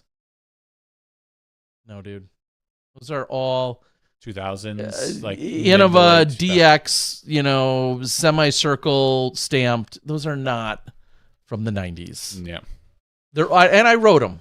And I said, I know they're old and they're a little beat up. Just in case you care, you're mislabeling these by saying they're from the 90s. Because, of course, you're a hardcore collector like me, or someone getting into collecting and they're thinking that they're going and find a gem. It was just flat out wrong. So I politely let him know. And he actually surprisingly wrote me back, said, he knows where my phone is and he's going to kill me. No, he wrote me weird back. Creeper, what are you doing on Craigslist with the rest of us? He wrote me back and said, thank you for the information. So we'll see. Felix says, all right, fellas, off to bed to toss and turn for 3 hours, then actually sleep. Have a great night. Well, we wish you some good rest and some good sleep as well. I haven't been sleeping well lately myself, and I think the culprit is they changed the nose pillows that go on my CPAP machine. They changed the design. This little piece that goes underneath my nose. Yeah, no, I get that. They call them nose pillows. It's a little thing, and then they kind of go right at the end of my nostrils. They don't stay there like the old ones that I used for the previous 6 or 8 or 10 years. They like redesigned them, and now every night I wake up a whole bunch and I just feel air blowing all over my face, all over my nose, because they're not in my nose. They're not in my nose, plugging my nostrils like they're supposed to. And it seems as if they discontinued, and we're talking about Philips, Respironics, so we're talking about a major Maybe you brand. should go on Craigslist and look for some older, anyone I've looked selling on these eBay. old No, ones? I've looked on eBay. I'll take used. They've been on my nightstand for 2 weeks. Don't worry, they're good. Used CPAP. Oh my gosh, that's so disgusting. It's so gross. No, I sanitize them. I keep them in the water next to my. That's right. Yeah. But yeah, they have not been correctly plugging my nose lately. These are the problems I'm faced with, people. And it's causing me to bloat and gain weight. That's what the lawsuit's going to say. Yeah. Definitely that's been the problem. Oddly, me too. Yours is causing me to bloat and gain weight. Oh, my Lord. These are my problems, people. This is what I This is what I'm dealing with. Teeth issues, nose issues. I know. I know. We're one step away from complaining about our bad backs. Which thankfully I never have that problem. You have. I've never had I had real an issue back problem years ago, but it's better now. All right. We didn't pull. Let's pull our winners. We did pull our winner. Oh, yeah, we did. Yeah. Never mind. Yeah, we pulled Mike Cullerton. Yeah, thank you, Mike. I thought we got sidetracked. I mean, we did after we pulled our winner, but... All right. I don't know if the world has anything else. No. That's about as random as an after show gets. So if you're here for it, thanks. If you're not, well, you're probably better off, and you're not hearing me say that. But and by the time most people hear this, it'll be Friday, so hopefully everybody in Florida, which is where Milton is coming through, is safe and sound. Hunker down. Hopefully, you're doing okay by then. If not, if you're catching this before then on YouTube, be safe, be smart. Best of luck. Yeah, so many golfers, obviously, that I continue to see, and everyone's got a slightly different strategy. It's supposedly going to go run right through Tampa, kind of northeast through kind of St. Augustine, which is why I know, because that's where one of our offices is. St. Augustine, maybe just a hair south of St. Augustine, but yeah, I see Dana Smith, who's been calling off people at the Brooksville, the Throw Down the Mountain property for many years. I see he's kind of in that neighborhood. Sasha is down there. Nid, Mike Barnett, so many others. Again, obviously there's thousands of disc golfers we know down there. So everybody, please stay as safe as you possibly can. AJ Risley's dad, the OG, Alan Risley, celebrates a birthday today, so big shout out to Alan, as one of our biggest supporters from day one. We do appreciate that, Alan. Also, Tiger Borth celebrating a birthday, and Tommy Guns out of Arizona, who will be, watching a little bit of that Big Arm Challenge that you guys saw last year. Tommy and crew are putting it on yet again this year. I think it's their third or fourth year, so I'm excited to be out there and be part of that. So happy birthday to all of them and anyone else celebrating their birthday this week. I think with that, we can call it. Yeah. I think that's everything we've got. Best of luck again to everyone at the USDGC and the Throw Pink Women's Disc Golf Championship. Keep them inside the ropes. Have some fun. And we'll see who's crowned champion. Hopefully we'll talk to them next week. Hopefully whomever it is will be right here. That's the plan. Thank you. Stay safe wherever you are, anywhere in the country. We love you guys. We appreciate you, especially those that contribute to the Patreon. We love you even more. Sorry to say it that way, but it's true. And thank you to all of you that honestly jump in and are part of the nightly chat. That makes it that much more fun. For Johnny V, I'm the Disc Golf Guy. That's Podcast 527's After Show. We'll see you next week. You step inside the Smashbox.